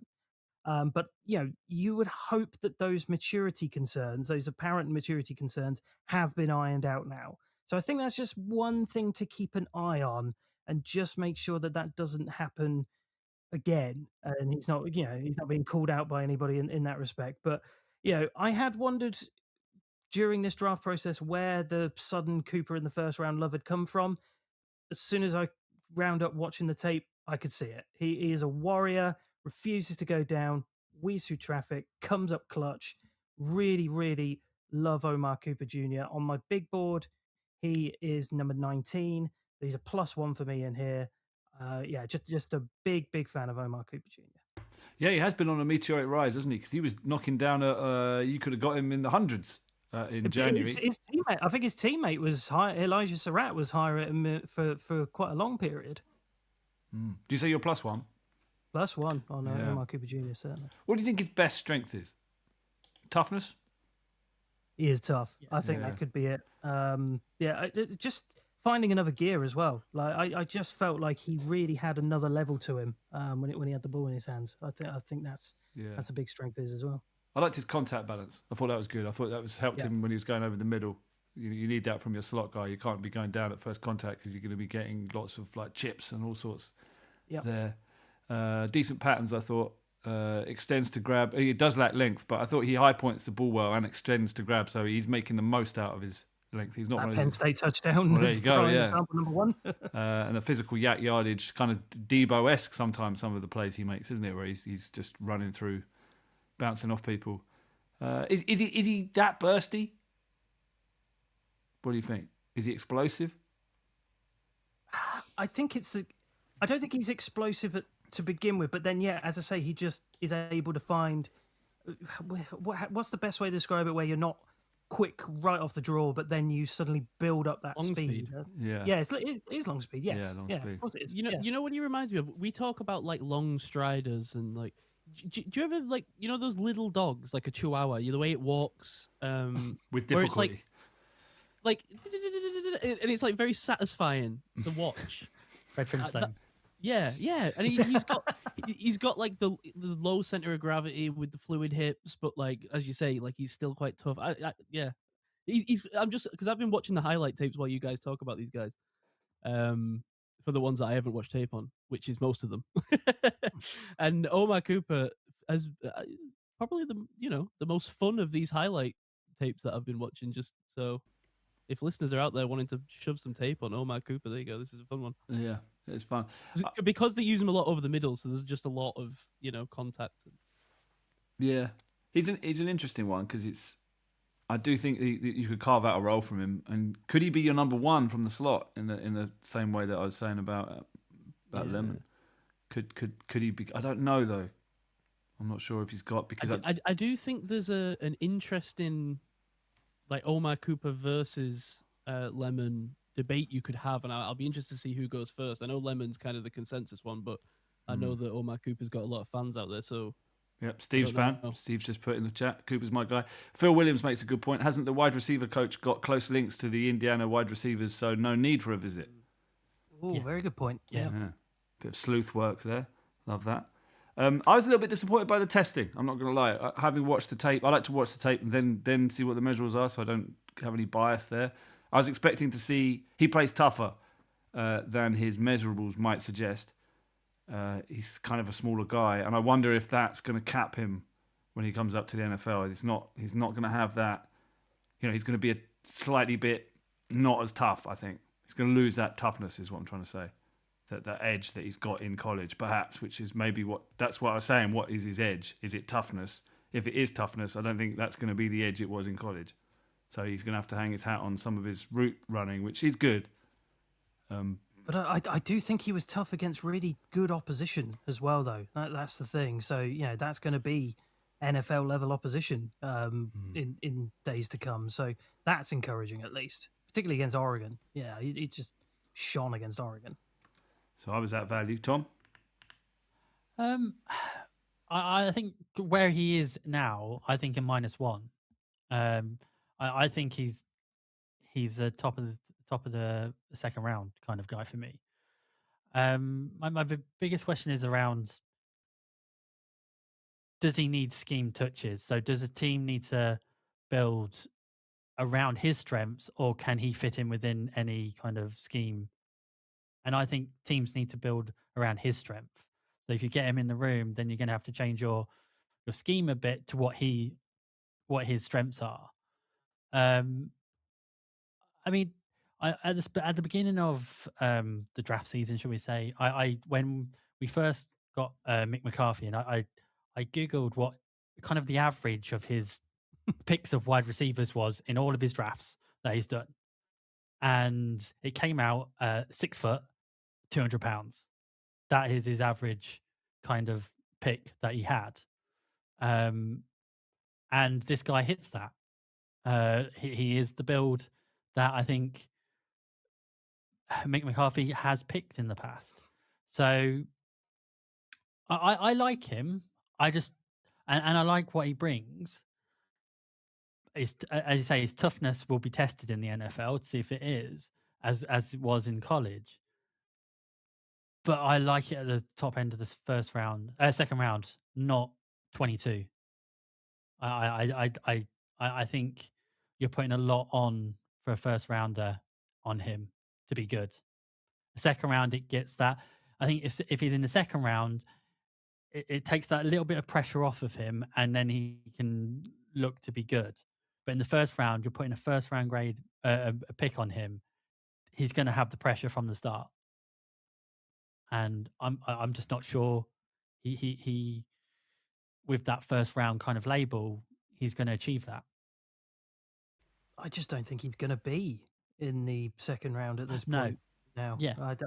I think his stock has just risen that much. Si, can I make a request for future episodes here? Can you get a Mick McCarthy sound drop for anyone who says Mick McCarthy? Yes. Oh yes, did I say Mick McCarthy? You did. I picked up on that. Good old That's why I was giggling. So used to it now. So used to it in the past. Yeah. But yeah, no, I mean, yeah, I absolutely understand that those points. It's just, yeah, the player that he is, and what he's able to bring to a team. I think particularly in this draft, again, is this a guy who might be a second rounder for sure in the last couple of years drafts potentially, but I think in particular in this draft, I think there's just such a value there for teams, particularly at the back end of that first round. But I mean, I'm super in on the idea of getting him at 21, mainly because again, I think he's a guy who could absolutely finish off that wide receiver room for us and be that perfect complementary piece. And I think he could do that for a lot of teams. So yeah, that's just why I feel like I'm a little bit higher on Cooper in that respect. But totally get what you mean in terms of his value sort of by February had started around that sort of middle beginning of second round, and then just everything has kind of exploded from there. He's the guy that's almost been lifted to this kind of without even doing anything other than people. Yeah, what? How do you explain this rise? It's not. I mean, yeah, all right. The college football playoffs, but he was hardly part of them. That's the thing. So what is it? Is it just? Is it sometimes it's the draftniks catching up to where the teams are? Yeah, I think it might be that. I think I think the teams are high on him, certainly. Yeah.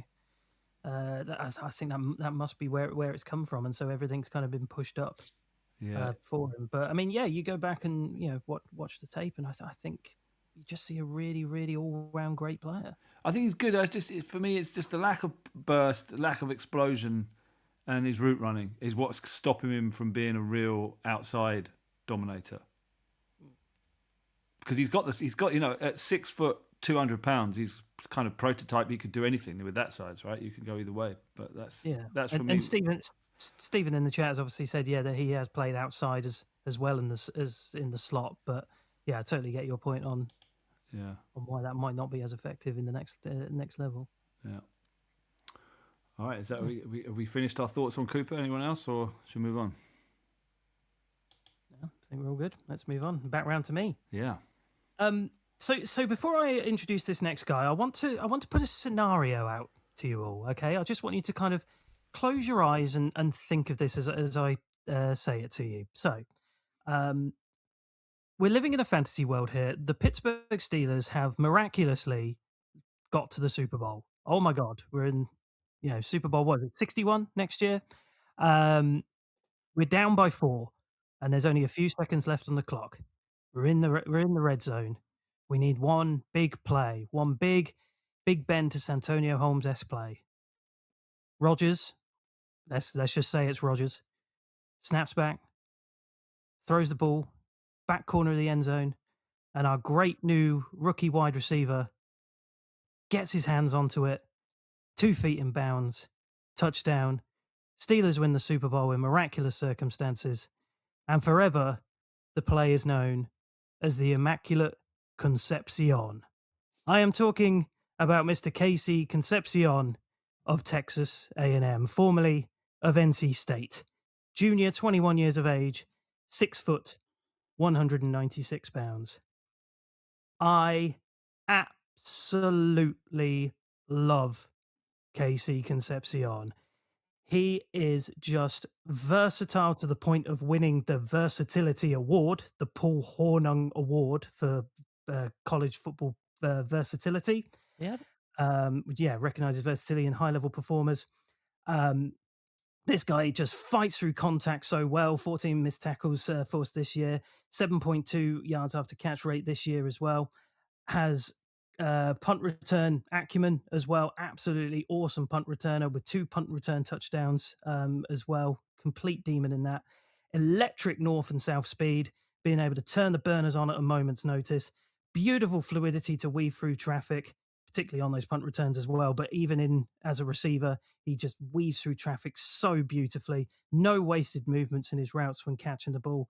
Climbs the ladder well to grab higher balls and really what does well to grab them at his feet as well. I don't think he had the best quarterback play in Texas A&M, but he did exceptionally well to be able to get the ball wherever it kind of ended up around him.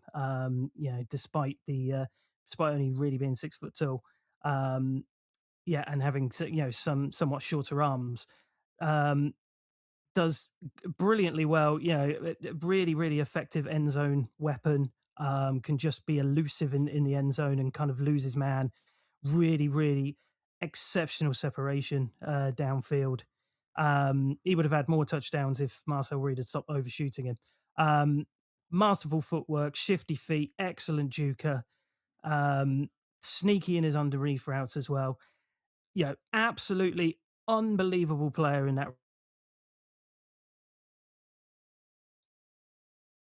respect. Now let's talk about the major red flag is 7 drops in 2025.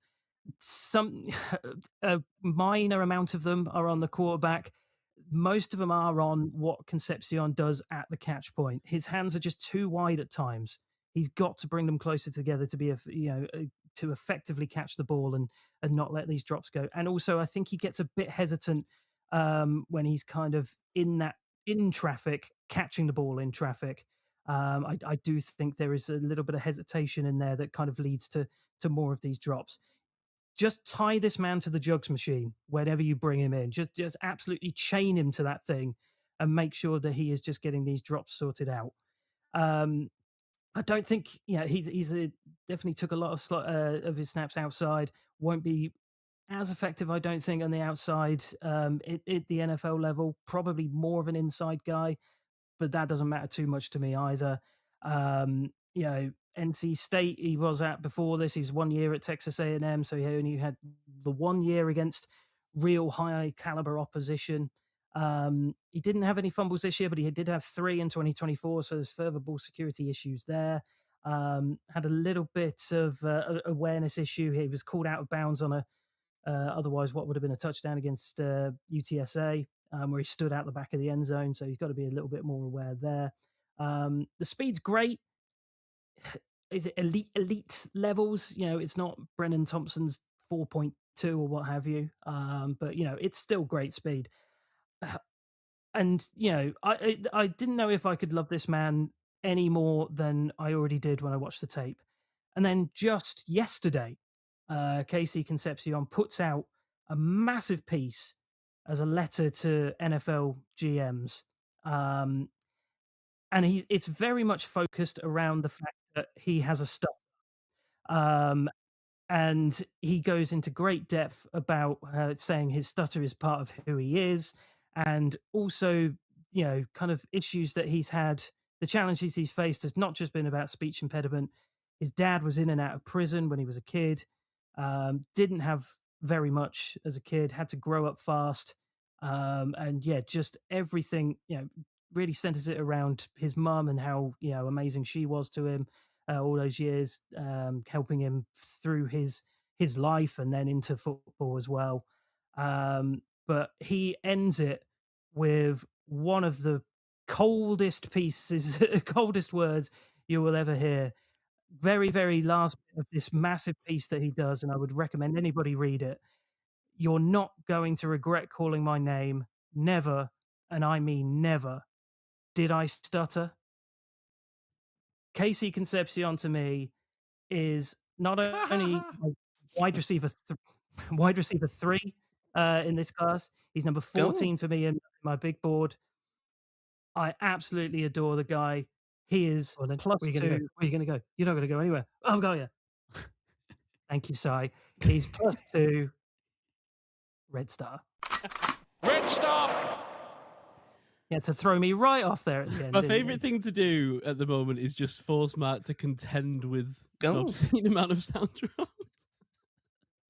Poor I was Mark. giving an impassioned speech. Yeah, he's about building it. up to his big payoff, and you screw him over with himself. You say that, but you're a little shit stare because I know that you're pressing buttons over there as well. As soon as you hear me go, I hear you going.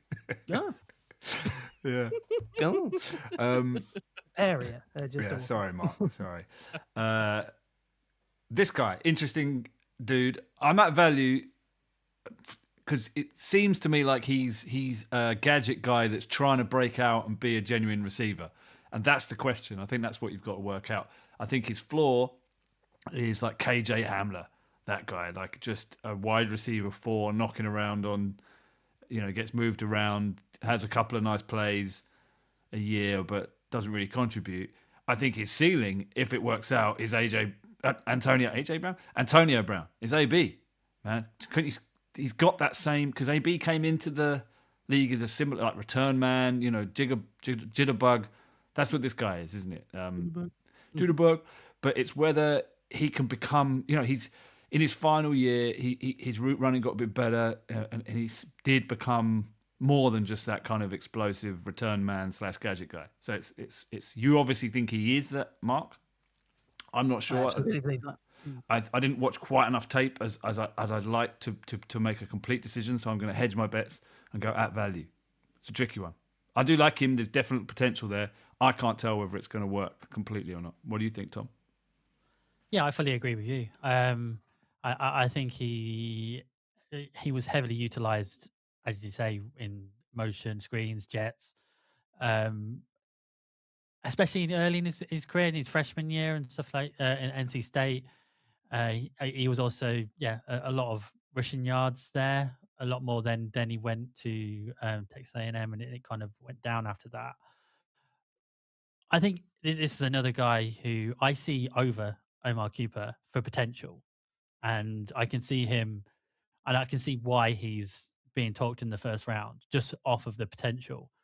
And as you say, I think his floor is that kind of gadget guy, which some will say, well, that's not a first round kind of talent, but his potential is that dominant AB kind of guy I love his first 10 yards acceleration. He is more that good old saying, he's more quick than fast, I think. He's that kind of play. His long speed isn't as good, but his acceleration off the line, it just makes everything. And his breaks as well. His breaks I really like his breaks.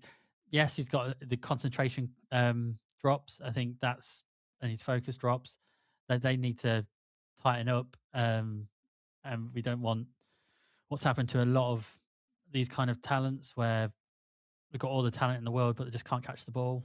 But yeah, I really like him, and I think I would have him as my wide receiver 3, or 4. Yeah, 3 probably because of what I've said. But yeah, I would probably have him as my wide receiver 3 as well, because I do really like him, and I think if Steelers went for him, I would not be disappointed. I don't think. Because at the start of his career, he's going to be that wide receiver 3 anyway, and then we can see what the potential is as he goes on. He can learn his trade in the NFL and then build up, like as Gav said, like AB did. So yeah, I'm at value as well, just because I think where he is now is where I would feel comfortable with him. Yeah. I mean, according to consensus, he's going to be on the board when the Steelers are picking. Do we feel like he's the right way to go in round 1 of this first draft? I'll back out here because you know what my opinion of it is. But I mean, if you talk about is he a realistic pick for the Steelers? He's not had a 30 visit either. I think he had a formal meeting at the Combine, but I think that's about it. So again, I don't know if that's actually the route that the Steelers are going to take. But if McCarthy likes his versatile receivers, when you get the guy who's won the damn award for versatility, like that surely should be high up on your board there. Can I just say, I can't believe there's an award for versatility. They have an award for everything. The Versatility Award. I mean, what next? Well, Jeremiah won the Disney Award for something or other, didn't he? So yeah, most well-attended lawn award in college football. Like, who won that? Dave Hart. What was your grade, Mark? Sorry, I missed it. +2. +2. Big one. Twat. Nice. Kets. Yeah. Oh no. Oh, that was. Uh-oh. Gets you muted if you haven't realised. Well, he's famously anti-slot receivers, so maybe he doesn't want to. No, that was a really good bit that I just said, and everybody missed it. I said the Simon Winstanley Award for moderate annoyance at modern life goes to, and I was on mute. There's nothing moderate about my annoyance, Kets. Can't go on like this, can it? It can. It can. There it is. It bloody can. Thank you, sir. So Katie Concepcion, I've gone at value ultimately. I really like a lot of the stuff on tape though. Twitchy, shifty changes of direction, slick footwork, cuts inside, cuts outside, double moves, can have corners on the floor, not knowing which direction he was going to go in. Yes, his size does lead to some limitations. He's undersized, can be one and done in terms of tackling. But does have that big playability and the speed to make something happen. I think he has got that breakaway speed, but I think, Tom, you hit the nail on the head when you said it's instant acceleration and burst over that first 10, 15 yards. He can leave most guys for dead. My ideal draft situation, if we're going to take a receiver in the first round, is maybe to trade back from, where are we, 21, end up somewhere late in the first round, and then take one of these receivers and also build up on second round talent as well. I quite like the idea of that. I think this guy is a yards after the catch master. He does have drops, especially when defenders are bearing down on him. He just doesn't have the catch radius given his size. There were third and fourth down drops against Utah. Catching traffic, I've just put nope. Injury ? There was a routine and preventative knee scope earlier this month. Just to flag that. But yeah, I love some of the play. Fantastic. He's a guy that can break away from you. One rushing attempt, 75 yards and a touchdown. That's worth highlighting. 26 punt return attempts, 456 yards and 2 touchdowns. So he's got plenty of upside in lots of different areas, including special teams. Do we know what happened at his in 24, his last year at NC State, where he got a lot less snaps and wasn't producing? Was he injured? And why did he leave? Was there any rumors about that or nothing? No one's done any background on that. No one knows. I think it was an alien abduction. Possibly. Yeah, Roswell. More than likely. All right. some notes from the chat. Jason's put few. I'm not on Casey Island. I think he was thinking he was going to be the only one. And Tom Allen's put Casey, my number 2 behind Tate. So some love for Concepcion. Yeah, I'm going to be shouting extra loud, Jason, in Pittsburgh for Mr. Concepcion when the pick comes around. And God, if he is the pick, then yeah, you're probably going to hear me over anybody else in Pittsburgh if that happens. So, do we know what the KC stands for? I was just about. Those are the words about to come It's out of my Kevin. mouth. His name's Kevin. It is Kevin. Yeah, I thought Kevin. it was Kevin because I keep writing Kevin and then changing it to KC. So I must have seen Kevin at somewhere. What's Yeah. the C? Yeah, Kevin's all over the place. So but KC was. It's got more of a ring to it, hasn't it? KC Concepcion rather than Kevin Conception. Don't know. It's got more of a. Yeah. Kevin Conception. I just to kind of round off the talk on Concepcion. I think oddly enough, Sam Monson put it best about Casey Concepcion. The pros before and after the catch, the cons, the catch. Yeah, nailed it. It is that simple, I think, with KC, and that's coachable. So, Well, is it though? Because of the length and the wingspan. No, it's not even that. Like the drops are, as I say, they're hesitation drops from being in traffic and concerns of people bearing down on him, and just the hands themselves. You watch some of his when he's going to catch the ball, those hands are so wide. That's leading to a lot of these drops. So that's certainly coachable, and I think that could absolutely knock down a few of these drops here. I don't think it's all on radius at all. Can you explain to me why you said he had one rushing attempt for 75 yards. Why isn't he a running back if he can't catch? But he does. But after the catch and before the catch, he's great. Bit He's too a great slight. running back. Bit too slight, I think. Position change. Rule change.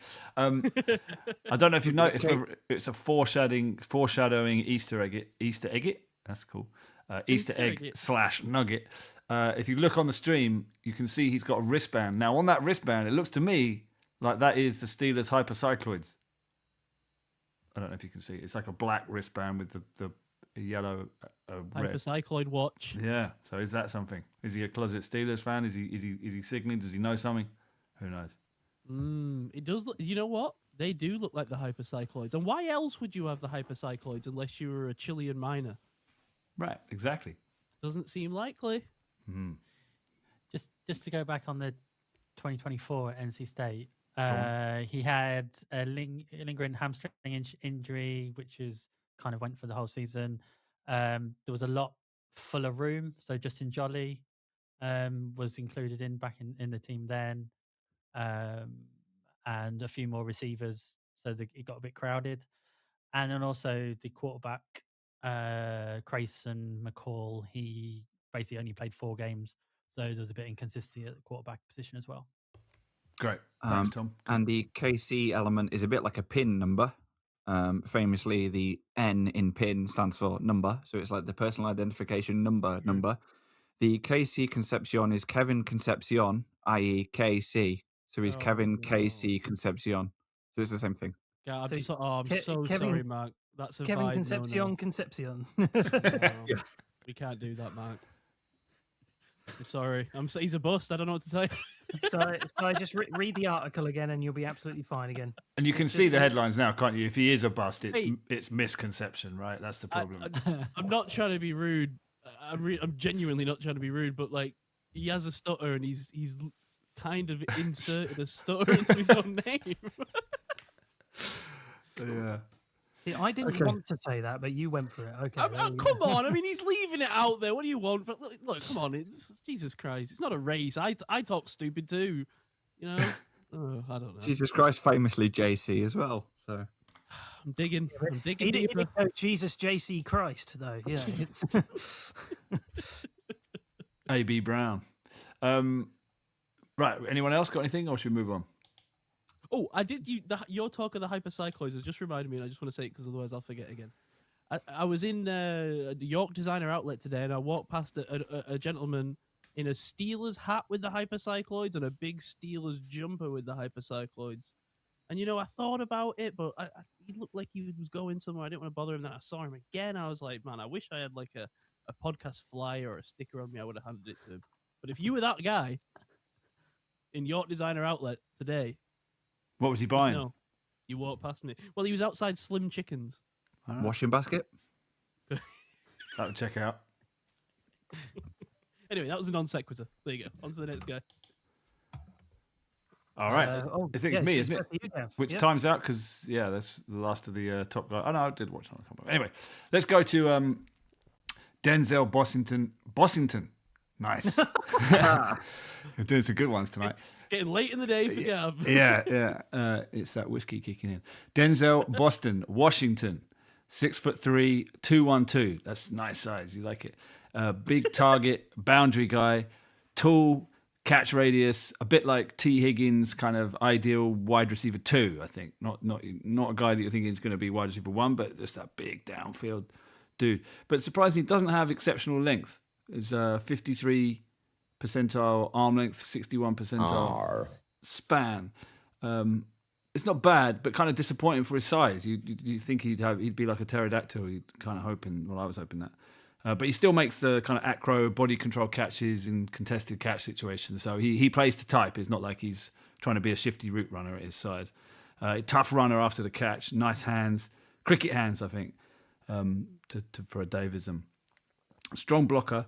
Mock draftable comp of Tech McMillan, 99%. Checks out. I think that you can see that's sort of similar way that he's going to be used. Unfortunately, though, the other comps on there, Lima Swede, Brian Edwards and Justin Ross. Now that tells you a lot because that's what these guys, these bigger guys, that's what happens to them. The ones that make it turn out to be elite. They're awesome. But for every one of them, there's 10, 15 guys that didn't work out, like Travis Benjamin or those other dudes I just mentioned there. So he's going to need to develop his get off and his like release versus jam because teams are just going to put their toughest, longest DB on him. So he's going to need to get open. He's not just going to have a free release in the pros. Little bit stiffer through his breaks. Isn't a shifty guy. That's not his game. He's that downfield, leaping out the back of the end zone, high pointing the ball on a sort of Hail Mary. That's what you'd use him as. I like the profile. Steelers have got DK who's in this mold, but there is an argument if you want a production line, then this could be the guy. I mean, there's questions about his speed and his burst, but I actually didn't think it was that bad for the size and the role that he's playing. I think it's okay. It's just getting open at the line is my concern with him. But I'm +1. I like this kid, and I'd actually have him above conception in that I kind of am surer that his floor is going to be higher than Kevin's is. But I'll open the floor to anyone else. But yeah, I'm +1. Just waiting to see if Mark was going to put a kebab on that. Yeah. No, you go, Get. Sorry. Yeah, so I was going to say, I'm not initially seeing why he's a first-round potential pick. And again, he's another one of the Steelers' top 30 visits, and that does concern me a little bit. He's a body catcher. I think his catch radius is, I phrased it as you're going to have to put it on a very small dinner plate for this guy to be consistently successful.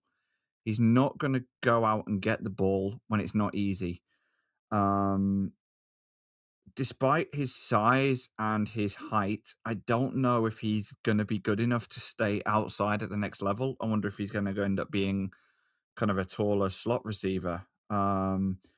He's got good adjustments to take catches low down. I think he's more of a route running separator than a speed separator, but struggles on contested catches, struggles to locate the ball at times. There's times where he's not able to pick up a deep ball. There's times where he's looking around and just can't even locate where the throw is. So I think his catch radius is really small and really specific. And that's ultimately why I don't like him. There was a miscommunication against Michigan. Now, admittedly, we don't know if that was on Denzel Boston or if that was on the quarterback. He's a willing blocker, but he gets angles wrong at times. But ultimately, the lack of speed. Yes, there was a 78-yard punt return touchdown against UC Davis, whoever they are. He dropped a punt return against Colorado State, so I don't know if you can consistently use him as a special teams weapon. I've got more negatives than I have positives, so I've gone -1 ultimately. That kind of works perfectly for me because I'm right in the middle there. Denzel Boston, come on down. You have finished off the Tampa Beige roster. But it's not a bad thing, as I have often said with some of these Tampa Beige guys. I actually didn't hate Denzel Boston as much as I thought I would. The combine was rough for him, like a really, really rough showing there. And I thought, oh, God, am I really going to like the tape on this guy? It just really didn't scream to me a guy who I thought was, and for a while, I think before Pittman came in, I think a lot of eyes are on this guy being almost the nailed on pick at 21. But yeah, watching the tape, actually, yeah, a big bodied downhill threat who isn't spectacular at anything, but I think he's pretty solid all round. Like 77% contested catch rate, only 5 drops on 204 targets. I think that's really, really reliable stuff there. Got a weird build because he's 6'3", 6'4", 212 pounds, but he's like got really short arms and really thin legs. It's yeah, he's a bit of an odd one.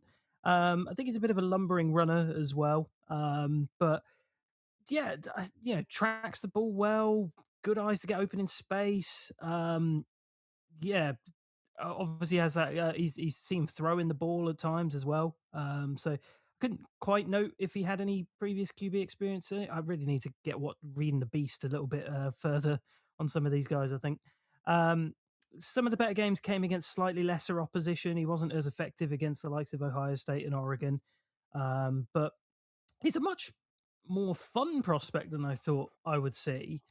I was just probably thinking I was expecting a little bit more physicality with him. So he's kind of ended up just outside the top 32, and literally outside of it. He's 33 on my top 100 board. But I didn't mind him. I don't think he's a guy I really want the Steelers to target. I understand Gav, he could possibly start a production line but behind Metcalf, but I'm not really in on that. But as an overall prospect, yeah, I didn't really mind it. So I was at value with Denzel Boston, right in between the middle of you guys. But Tom, what did you think of it? I'm pretty much the same. I think he's what you see on the tin kind of guy. Basically, contested catch guy, big guy. It, yeah, as I say, I like his catch radius to ownership, but and I think he's got pretty good tracking of that as well. And you got to remember, he was in a room a couple of years ago with he had Roman Aduze, he had Jalen McMillan, he had Jalen Polk as well. He had to wait his turn there, so he's a loyal individual as well because he stuck it out at Washington, even though he had this crowded room. But I think his floor is quite high in the sense of you know what you're going to get from him. You know, yeah, that he's going to be that boundary kind of pro X guy who's got good body control and good ball skills. You know that he's not going to have top speed. He's not going to be a separator. He's more comfortable when he's in man coverage than he is anything else because he knows he's got the ability to win. I did think against like physical press, he struggled a bit when I saw him, which was a bit of a consider how big he is. I thought it was quite but yeah, I like him, and I think around that 26 to 35, I think he'll be a good pick for somebody. But as Gav said, with these kind of individuals, for every one good one, you have quite a lot of people that don't make it. So I think he is a risky pick as well. Yeah, and the risk is exactly what you're talking about, that not being able to initially separate and get open. So they're always covered. And then their only chance is that they do these, YOLO 50-50 balls, and then that's what they're, are they super elite at that, or are they just good at it? And it was like Ketz was talking. It sounded like he was talking about a different player to the one I watched. So maybe I'm wrong. Maybe he hasn't got the kind of catch dominance that I thought he did. But to me, it seems like he's got that big catch radius, like T. Higgins, and that I think he probably can overcome his separation difficulties as long as he sort of develops a little bit enough to at least make a DB think that he's doing something. Two options make the DB think. At the moment, there's none of that. It's just he just runs upfield and gets covered. But interesting you say, Mark, that you had him at 33 because isn't that exactly where T. Higgins went, top of the second round? It's like, was that? Yeah. I think that pretty much was, right? So I think that's the perfect comp. I think if you see T. Higgins, you see this guy. Whether they have the same career or not, I don't know. But there's definitely a place for that. Are they a bit boom or bust? Are they touchdown dependent? If you're playing fantasy, yes, but they're always going to be a threat in the end zone. So they have to be accounted for. So I think I'd like it if the Steelers took him, but I think maybe the value. I think you're right that the value is second round rather than first round at this point for him. So have I got everyone's grade here? I think so. Tom, what was you were at value? A value, yeah. So I've got everyone now. Wow. Okay, so I'm highest on Boston. Not surprised by that actually. Who's everyone's favorite forgotten large first round receiver? Travis Benjamin's my favorite. Travis Benjamin, because his tape was awesome. Like the highlights were amazing, but never worked out. Yeah, went to the Panthers. Didn't go anywhere. And then didn't he try becoming a tight end? I can't remember because they tried like a Twin Towers offense where they drafted him, and then the next year they drafted someone else that's huge. That exactly same thing. Neither of them could get open, so it was completely ineffectual. I always think of Kevin White to the Bears. That was a Daniel Jeremiah narrative that was pushed. So he was your Jordan Tyson character, right? Continually injured. Yep. But a small school too. And he ended up going very early to the Bears. And then Laquan Treadwell, who's still making money in the league. Somehow. I don't think he's ever made a play. Yeah. Yeah, but it seemed to be working out for Tetrao McMillan. I was down on him last year. I've kind of learnt my lesson. I should have been. But it doesn't always work out that way, right? Yeah. Nico Collins is out there. Yeah. But it took Nico a bit of time, didn't it? Yeah. 3 years or so. Yeah. I was just going to say before we cracked on, I mean, that's our top 6 receivers there who are in and around the sort of first round-ish sort of talk. I think this was the point where we were going to say, like, after looking at these 6 guys, how many of these guys are we going to be taking, over Iwani potentially? I think you probably have to take Tate out of the conversation because I really do not think he's going to be anywhere near there. But yeah, with the other 5, where are we at in that conversation now? Well, I'm taking Lemon all day if he's on the board. Yeah, I think over anyone at the moment. I'm probably taking Ioane over any of these other guys. I think I would agree with that. I would be a coin flip between Ione and Lemon. I wouldn't mind either one. I would go Ione over any of them. And it'd be, I think I'm the one who would probably take 3 of these guys over Ioane. But that does a little bit of Emmanuel Pregnon play into that, or Keelan Rutledge potentially as well. I mean, God, if we took Concepcion and Rutledge, I'd be a poor man. That'd be a lot of jerseys. Good couple of jerseys to buy there. But that's why I think if you trade down, you can't really do it at home. That's the trouble. You can't do it because the draft is in Pittsburgh. But if you're in a neutral city, you could trade back in the first and pick up an extra second, and then you get one of these receivers. You get Pregnon earlier in the second, and then you get another good quality player sort of lower down in your second round pick. I think that's the sweet spot in this draft, is that second round. Yeah, I mean, I don't know what value you're getting for trading back in this draft, though.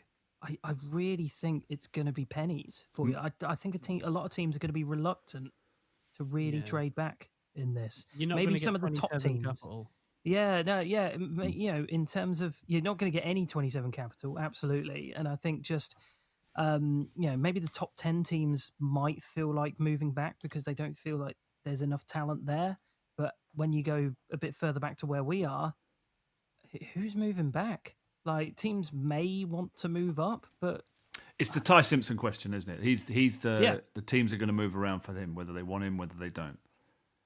He's such a cardinal, by the way. But yeah. It's because he's right on that cusp of, well, if we're going to draft him, we might as well move up into the first round to take him to get that extra year. So there's going to be some movement there with that, and then that might open up a few things. There might be a multiple three-way trade or something like that. You never know. It may not even be Ioane. I mean, Stock Exchange just did their big charity 7-round mock draft, and Mackay Lemon was still on the board, and they took Blake Miller over Mackay Lemon. So maybe it's just receiver. Maybe receiver just isn't that much in play. But I think that leads us on to talking about guys further down. So just before we do, Phil Williams just wrote in the chat, but if we don't take Ioane, can see a run on a thinner guard class early in round 2, so he could miss out on all of your guys. So yeah, that's why I would love taking it 21 and then moving up in round 2 if possible. It's great to have those 3 third-round picks because I think there's capital to be moved there. Yeah, if you could, one of these guys is going to fall, so you could pick, take the falling target, whether that's Tyson or. If we take Concepcion and Pregnon, I'm never going to leave Pittsburgh. That's just the long and short of it. that would be me done. British man dead in gutter after drinking far too much. Just Iron City in his system. Died the happiest man in the world. Call me. Maybe it's just a hunch, but I've got because I think Ioane is going to be gone. I'm thinking that as well. That's the thing. Yeah, I feel, and then I think at that point it probably is receiver because I think there's going to be receivers on the board, and it's a need, and it's just I think they're going to go that way over like corner or safety or whatever in the first round. So I kind of just have this feeling that it's going to be one of. I think Mackay Lemon's going to be gone. By the way, personally, I think he's going to be gone in the teens, assuming we don't move up. And so I just got this feeling it's going to be either Concepcion or Cooper. That's where my mind is going right now. If I had to put money on it, it's just weird that we haven't bought them in for 30s. I mean, have we seen enough? I kind of feel like maybe it might not matter. It might be a bit of a head play thing that we've got a new brain trust. I don't know. That's the key thing, isn't it? It's just a lot of unknown. I know we've still got Khan in the building, but it is the unknown now for us. So. I mean, especially with them not going to the pro days is the thing, right? Like, they really did no pro day. Obviously, the area scouts were there, but McCarthy and Khan were not at these pro days.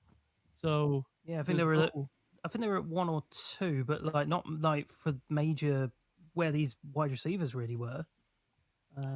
So you're saying if they don't take Ioane, then it's going to be a wide receiver? Is that what you're saying?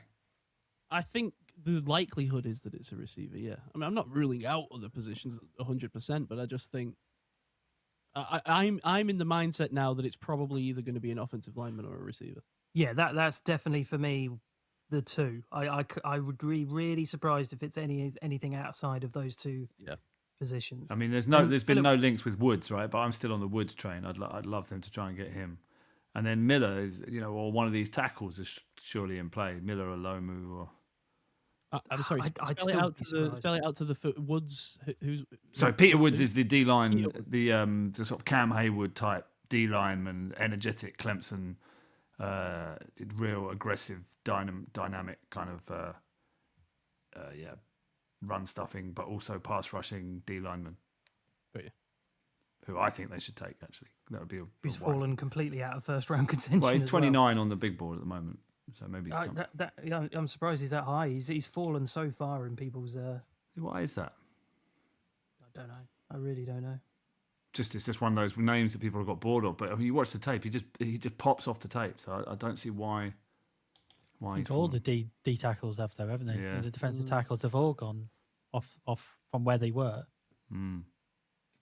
Sometimes it's all talk, though. It does feel like a lot of the time you'll get into the draft, and then a couple of these D-line names that maybe you weren't expecting, or even guys that you haven't heard of, if you're a bit less inclined like me, start showing up, and you're like, wait a minute, who's this guy? He was like more of a third rounder. I mean, remember Edmonds when we took him? Nobody had him going in the first round. Well, they probably shouldn't have taken him. Yeah. Sure, I know, but all I'm saying is this happens every year, right? Some guys will go that no one expects, Yeah.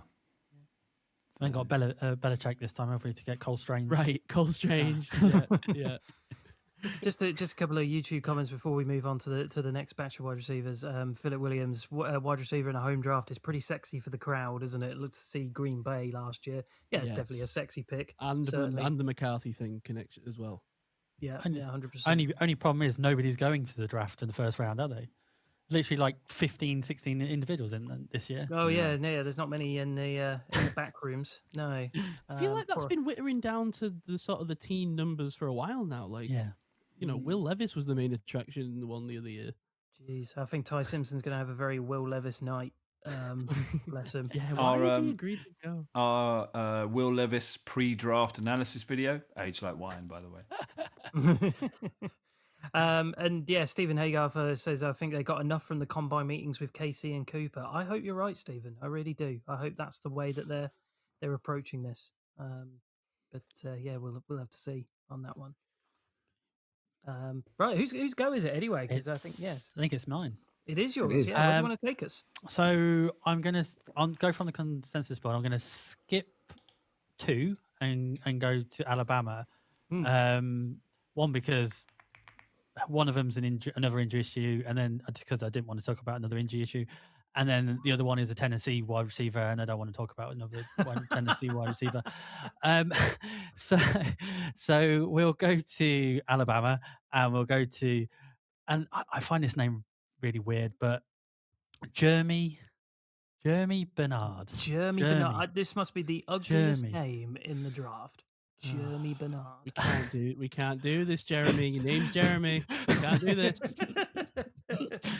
But yeah, so Jeremy Bernard is 6'1". I've got 204 pounds.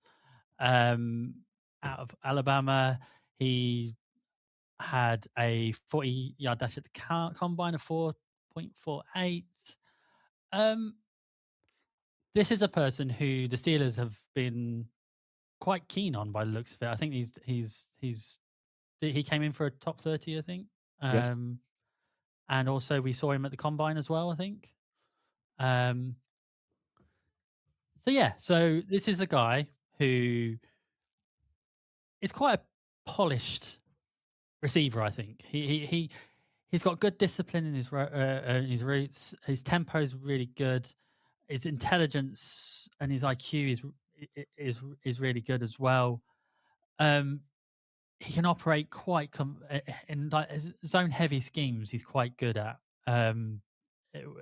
coming and getting the catches. He's got really reliable hands. I think his catch rate is quite low. Drop rate, sorry, is quite low. He has a real good feel in space and in coverage. It's not his game, but I think he's above average in run after run after the catch ability. He's got good contact balance as well. I think he's got alignment versatility. I think he's played all over in Alabama. It's not his game again, but he's a willful blocker. And overall, I was quite positive on him really when I watched him. I didn't watch a lot of Alabama last year, like, because usually you get to see them a bit over the years because of they're the kind of top rated kind of team, but I didn't see a lot of him. So I was quite positive on him in the kind of value where he is, of where Steelers will pick around that 54. I can see the value there of him. And I think he would slot into a wide receiver 3 to begin with quite easily and be a good option there. I mean, his kind of production over the years, I mean, he didn't start at Bama. He was at Michigan State first. Didn't really have too much of a production there at that time. Then he transferred over to Washington, where he did pretty well for a sophomore. And then he transferred again to Bama, where in his junior year, he was 50 receptions for 794 yards. Only 2 touchdowns that year, which you can say, okay, why there?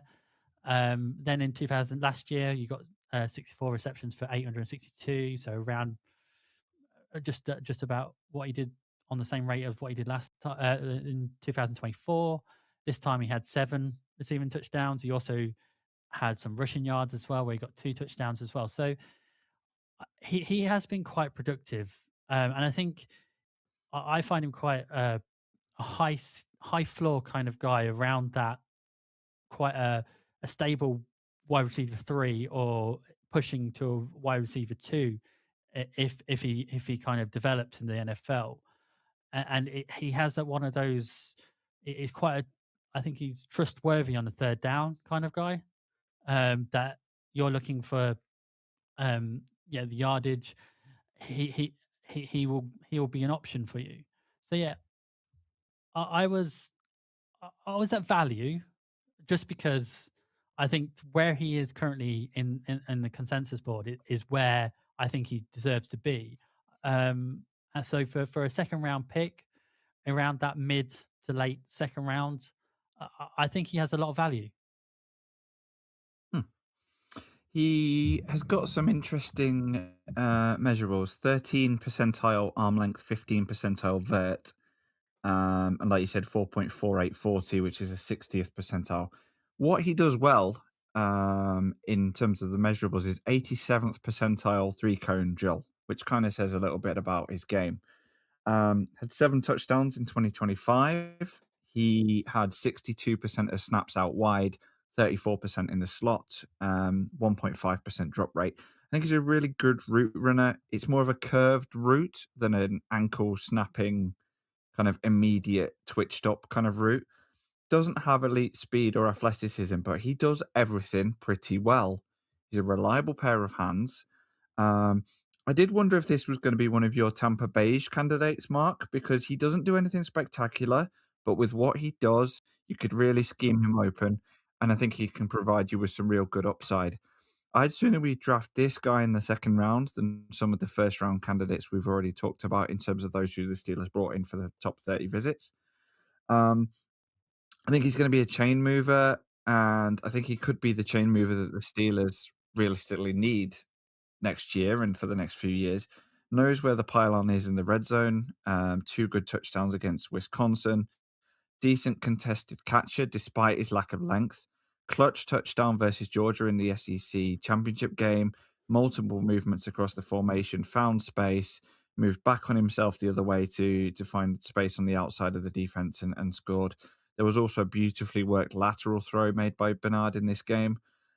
So I said, please, Steelers, go and get this guy at 53. I think he could be exactly what we need to complement Muth, Pittman, and DK Metcalf. Really nice complementary AFC North ready blocking game. He's physical and likes a hit, but in a controlled way.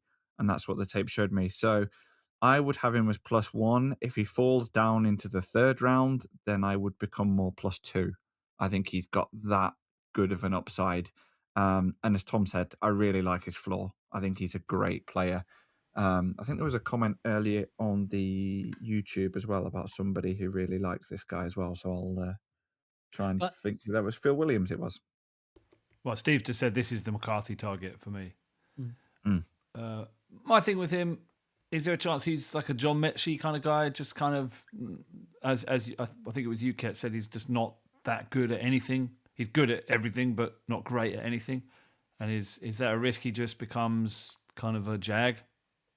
I think Mechie had kind of injury and the cancer issue, wasn't he? So that kind of, I don't know if you can really judge his career based on his talent versus but what he's become. What he's become in the NFL isn't an impact maker, is he? He's a contributor, but not an impact maker. And I just wonder if that's what.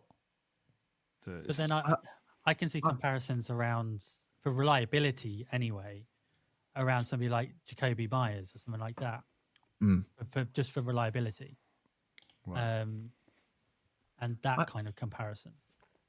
I think Bernard's going to be sneaky good in the NFL. I think he's one of those guys that will end up being a bit of a fantasy darling, because he will, if you've got the top couple of guys taken away by defense, then Bernard will just keep scoring, keep moving the chains, keep consistently getting, a good amount of points every game. You said about Tampa Bay there, Kets, is damn close. But I liked him as well. He's literally not the sexiest name in this class. like actually, literally. But I think he could be one of the more reliable ones. I think he's a really safe pair of hands. I think what kind of swayed him away from being Tampa Bay is the trickeration that he has and the gadget upside that he has. I think it's really interesting. I think he's tough as old boots as well. Like, he literally gets punched against Oklahoma. I think they were trying to punch the ball out, and he just gets absolutely whacked. And he's absolutely fine. So yeah, he's tough as a $2 steak. This guy twists and turns to avoid tackles nicely. There are times where he's just wide ass open in the middle of the field. Yeah, Ty Simpson. This made me hate Ty Simpson more watching the Jeremy Bernard tape. But like, yeah, like great inside routes, physical blocker. Yeah, just limited catch radius. Not really the most eye-popping athlete in the world. Another, contested. Didn't have that many contested catches, but still the percentage was quite low when he did. So yeah, long speed not great, but like I think he could really be. If you're going for a guard in the first round, I would not be at all adverse to taking Bernard in the second round with that pick. Safe pair of hands. Just yeah, I think to finalize the Steelers receiver room, I think it would be a really nice fit. So I'm at value with him. I'm not quite as high as I am as you are, Kets, but yeah, I just really like the idea, if it's not a receiver in the first round, of it being Bernard in the second. Certainly got no aversion to it. Fair enough. Is he the top of the kind of second round, definite second round receivers, you think? Or is with some of these other names? So you've got the two that I didn't mention, the two that I didn't, they got them too. I think they're going to be battling out that way as well. Then we got a few probably what we will talk about in the next few minutes of who will battle for that. But for me, he's the most solid second or third round pick that Steelers could go for. He is, as you say, the highest floor kind of guy that will be dependable. Yeah, solid is the absolute word. I think for it. Like that's him to a T. He's beans on toast. Yeah. Yes, definitely. Yeah, 100%. Okay. So I've watched a couple more dudes, but I've gone well out of order here, and so yeah, you won't be able to rely on me. So I didn't watch enough of him to have an opinion. So I'm a skip. So that means we're caught up. So who wants to go next? It's up to Kets now, isn't it? Kets, you're on mute. Or he stepped away. Oh, he did. He has stepped away. He said BRB in the thing. Oh right. Okay. So. Uh-oh. My God! What a bad time for him to step Free away. will, yeah, he misses his turn. One like this, can it? It can. I say we're gonna hit a Mike McCarthy crossing point where we can only say Mike McCarthy and Mick McCarthy gets called Mike McCarthy, but we're not there yet, are we? Not quite there. No. We'll see how Mike McCarthy's career goes. I tell you what. Let me jump in for one of these guys then, because I don't think it's going to be a very long. It might not be a long discussion, but I think this is. I think this guy's very, very Marmite at the moment in terms of draft stock. So let me talk about Chris Brazo out of Tennessee, formerly of Tulane, 22 years of age, 6'4", 198 pounds. Man, it's Tennessee receiver, isn't it? This Tennessee offense is just so. What's the best word to describe this Tennessee offense, Tom? I'm trying to think. Limited. Limited is definitely, I think, the one I'm trying to look for. It's just, it's so bizarre. And what's even more bizarre about Chris Brazel is, if you look at where he took reps, he had only one rep on the left side of the field in 2025. And in 2024, he only had one rep on the left side of the field. It's like a Christmas present. Like, today's the lucky day. I get to line up on the left side. Woo! Everything else is on the right-hand side. It just so weird. Just a very weird thing. And just, the amount of times it just hasn't worked out for Tennessee receivers in the NFL. But I mean, there's stuff he really does well. Like, he high points the ball really well. 4.36 40. Like, it's got some great speed to him. Really nice tracker of the ball. The Georgia game is just an outstanding kind of where you see his absolute best, in terms of his tape. But it's just very inconsistent. The motor's super inconsistent. Only 2 drops in 2025, but before that, the history of drops wasn't great.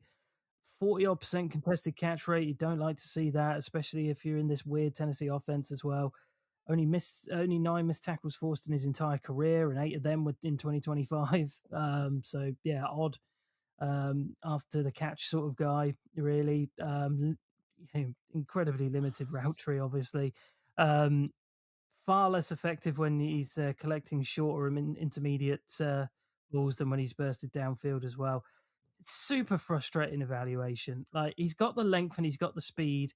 I think he's got the footwork at times as well. It's just, I just don't want to bet on the upside of getting a guy like this, where it's just he's come out of such a bizarre system. And I know he was at Tulane before that.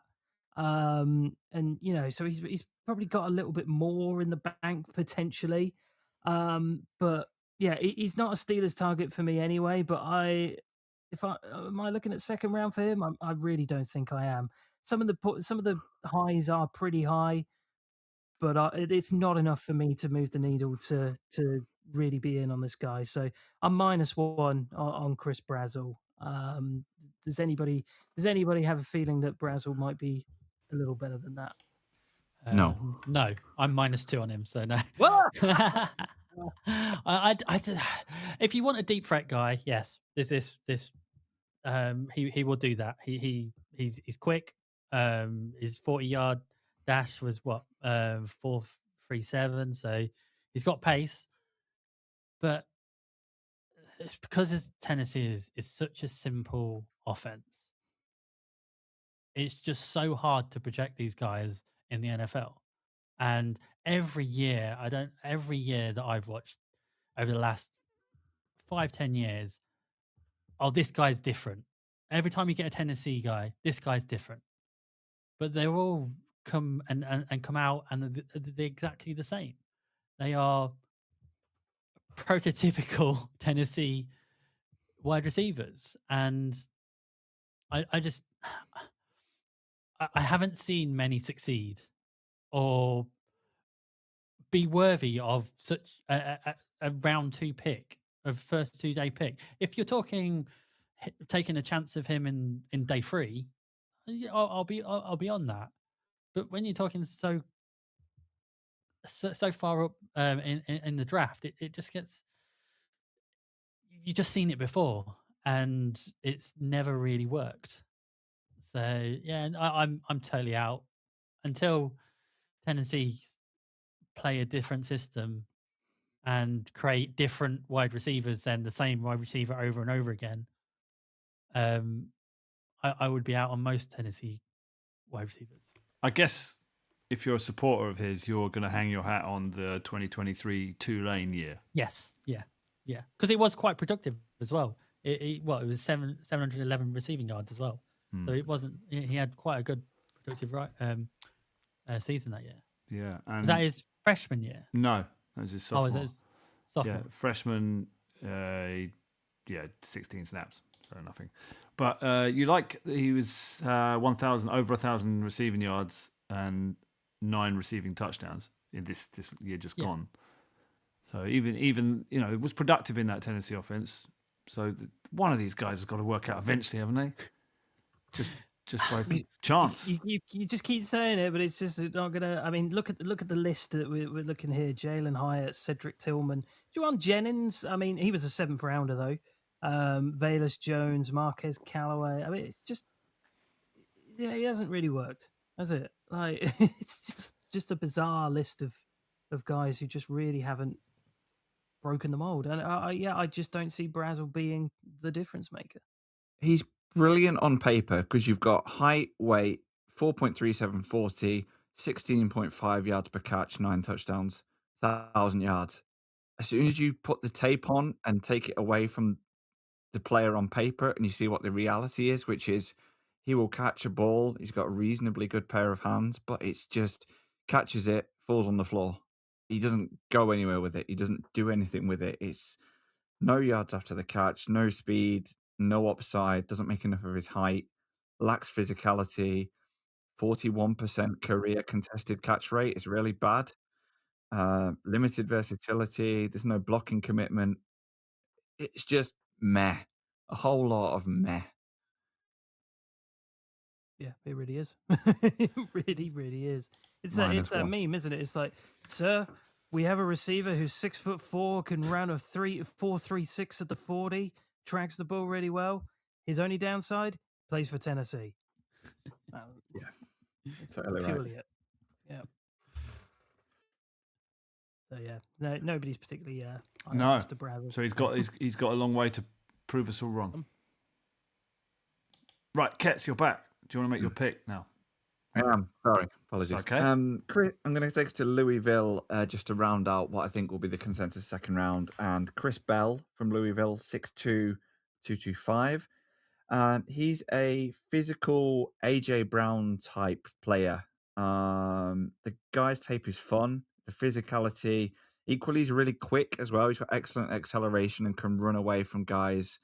Can be quite twitchy in the middle of the field as well when it's crowded. He's got good hands, good physicality at the catch point, catch radius. There's some unbelievable one-handed catches. It's kind of George Pickens-esque. Separates really well, good release package. He can be a mismatch for corners that aren't anticipating his quick movement skills. Versatility outside and in the slot. Not a great natural route runner, but his first 2 or 3 steps are excellent in that sort of ability to get him away from the players around him. Now, what's the downside with him? An ACL tear. But having said that, if healthy, I think he's a massive value pick. Getting a player that's got this much kind of physicality, speed, intermediate kind of release packages. If you develop the route running a little bit better as well, he's got potentially a really high ceiling. So if he's in the second around kind of 53 on the big board, I think someone's going to come up with a good receiver if he works out. I think he's got a decent floor, and I think his ceiling is quite exciting despite the ACL tear. Really like the tape. I agree. I really liked his tape. I really love the physicality in his play.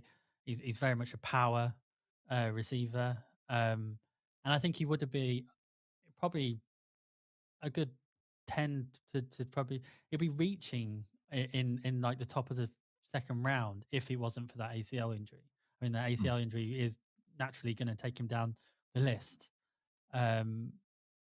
Yeah, he's for me. He has reliable hands as well. I mean, he's got a strong catch radius. He's got 10-inch hand size as well, so big hands. And yeah, I really liked him. The downside is you don't know what somebody's going to be like after an ACL, and you don't know that's going to be the massive downside. You're taking a chance that ACL is going to.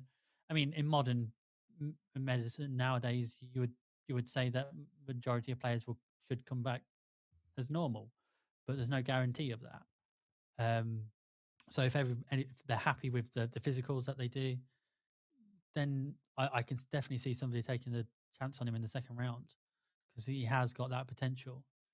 A weird path for him as well. He in high school he got cut from football, his American football team, and he actually he joined the school band, the high school band. So he. So you're saying in a pinch, if his ACL is bad, then he could at least like play for your band. Go to the school band, go to the bands. Yeah, no, but this one time at band camp. But he's showing that kind of that desire as well, even in high school, where he got put down early on in his high school career, and then he came back in high school, and then last year he was all ACC, and I think even what's it called? I can never say it. The Belinikov semi-finalist as well. He was a semi-finalist, so he's come from a place where he got probably told that he wasn't good enough, and he's shown that he was. So I like that. I like that desire in a person. What's the opposite of Tampa Beige? There's a question for the YouTube audience. This guy is wild. Like, I mean, it's absolutely insane. So yeah, really, really reliable hands, as you say. 4.40, obviously before the torn ACL.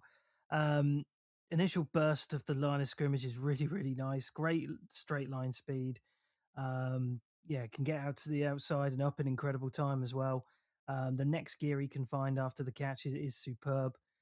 He consistently wants the ball. If you do not give him the ball, you will see him throw a fit. If you watch the game against Pitt, he doesn't get targeted downfield, and he is literally jumping up and down with his fists clenched. He is just adamant that he should be getting the ball constantly. You watch the Miami game, the first half of that is teach tape stuff. Like it is absolutely superb. But then, yeah, you have to think about the torn ACL. You have to think about the fact that he has 17 penalties over his college career. I didn't like the blocking. I felt like at times he was unwilling to block. I think he's just a big. I think he's really a big time diva wide receiver. Um, he had he had a ridiculous amount of throws go between 0 to 9 yards, and he had the fifth lowest percentage of throws over 20 yards out of the 136 draft eligible receivers in this entire class. So, I mean, if that's that's possibly a playbook thing there, but it's still something to definitely keep in mind. Uh, it's absurd. Like he's a very, very good player, but there's just so many like red flags about his attitude, penalties he's drawing, and the ACL tear as well. And then just some of the stuff as well that he may be unwilling to do things. I've said he's George Pickens in Xavier Leggette's body. That's a great comp. I put Xavier Leggett. He looks like Leggett to me. Yeah, he does, and he's just Pickens attitude in that body. I'm on the fence with it because it's such a wild evaluation. I don't know where to go with it, so I'm at value. But it's one of those where I'm sat on the fence with my popcorn and my binoculars, going, right, Chris Bell, you're going to be fun. Let me let me watch how your career goes, because I do not know which way it's going to go. It's such a wild evaluation. One of the more fun ones I think I've done in this whole thing. But he's still 59 on my big board, wide receiver 8, just behind Jeremy Bernard. When he's on, he's great. It's just you have to see what is going to happen with this ACL tear. Yeah. Now, just an important thing for people to note: the guy we've been discussing is Chris Bell from Louisville, who's a consensus second rounder, not to be confused with consensus third rounder Skylar Bell from UConn, who has had a top 30 visit with the Steelers. So I think it's important to make that differentiation. A lot of bells. Thanks for that public service announcement. Mark, you were at value, did you say? I'm at value, yes. Kets? +1 for me. +1 for you. And Tom? At value. At value. I'm also at value. I like this guy. I liked his frame and his size and his toughness, and the fact that he takes those slants and crosses through traffic. And receivers that can do that in the NFL can live on that. Burst speed and a plus agility that I thought that turns him into a runner quickly when he catches. So he's dangerous when he makes those catches. Physical at the catch point. Just not a jitterbug. It just needs to improve his release. He's just kind of needs to get some jab steps and some head fakes and some drum hands and all that sort of stuff into his game. So I think he's. Do you agree with me that he's a legitimate outside guy? His frame enables him to play on the outside. So yes. So he's got a real opportunity. His way of making an impact in the league, I think, is those in-breaking routes. So he's an outside guy that can get the in-breaking slants and the digs and the crosses at depth. That could work for him. If not, he's just going to be Xavier Leggett. is what I've written here, which is, a tough guy that's going to try, and you're going to trust him on a 50-50 ball to get open through toughness, but there's not much else there really. You're not going to him on those slants and the sort of every down plays. That's why they've brought in McMillan, right? So similar thing, but I like him. And you're right, Mark. Fun tape, enjoyable watch. And if you don't throw it to him, he might throw a chair at you. So Right. You got that as well to think about. Motivating. Stephen Haygarth had he's deleted his comment. He was saying Las Vegas. I saw that. I like that. That's a good one. The kind of opposite of Tampa Bay. Yeah, keep them coming, folks, if you can think of them. Yeah, we'll just steal them and use them. Right, who is next? Was that Ketz? No, yeah, was that Ketz? That was me, but you went. So I think we're back to Gav now. Well, I'm out apart from my sleeper. Who? Let me see where he is. Well, I think because we're kind of limited on this show. We're limiting ourselves because some of us have watched an obscene amount of receivers, Tom. But I think it's probably pertinent to get our sleepers in this show. So, Gav, if you want to take us to your sleeper, I'm more than certain Tom's watched him. I've probably watched him. So yeah, why don't you go for it? Okay, I could have done with some time to ramp, but fine. Just because I want to put up the picture for the stream, but it's all right, I'll do that after I've talked. Because I haven't got that much to say about him, because it's kind of an easy eval. But I'm going to take us to North Dakota State and bloodlines to a massive draft bust. So concerns, but I am, of course, talking about Bryce Lance, North Dakota State, 6'3", 204.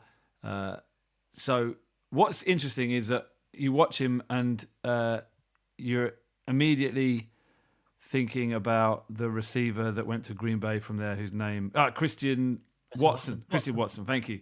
Who cut a very similar figure and had a very similar play style, and he was Trey Lance's receiver. So you can only imagine what they were doing at the Turkey Bowl at Thanksgiving. It was Trey passing to Bryce, downfield, down past the Buick outside the house. That Bryce he's tall, he's explosive, and he's fast.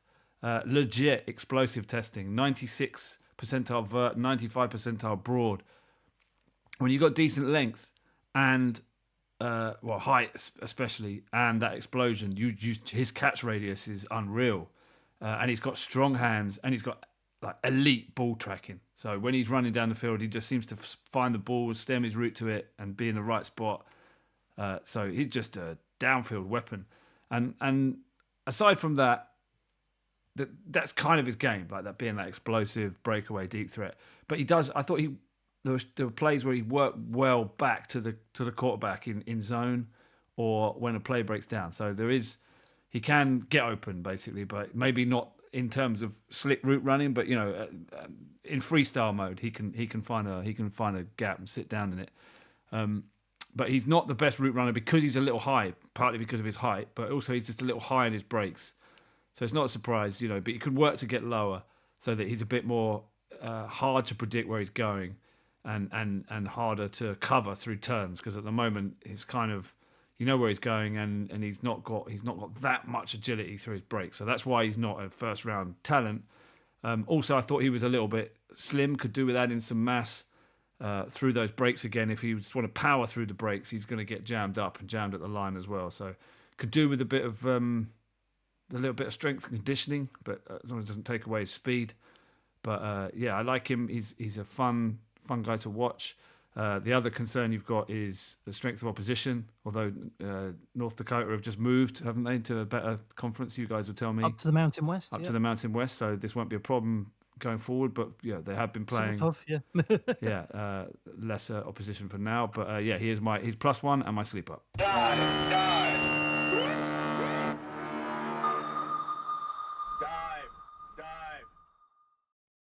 This is Alec Pierce 2.0, isn't it? Bryce Lance, that's kind of the combo I sort of landed on with him. I love Bryce Lance as well, and he's superb. Back-to-back 1,000-yard seasons, yes, albeit in the FCS, but still 25 touchdowns in 2 years. Amazing contested catch percentages, minimal drops. But the testing numbers were fantastic. A 4.34 at his size is just absolutely fantastic. 90th percentile vert as well. I used a Tomlinism to describe what I was watching on tape for him. Does the routine things routinely. He really, really does. He just, he's a really, really solid, reliable player in that respect. He is just torching corners at that level. But that's the problem. It's that level in the FCS. He's a little bit older. He's going to be 24 when the season starts. The last 2 seasons were on an island productivity wise. He's definitely grown in that respect. But he's not always dominated at that level.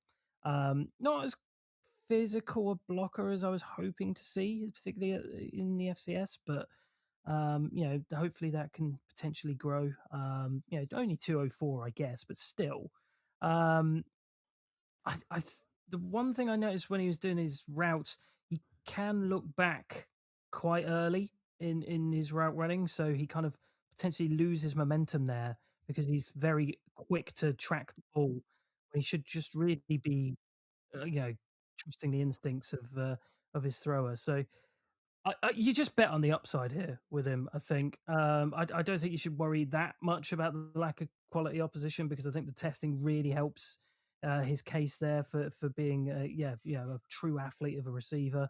Lengthy speed freak, great eye for the ball.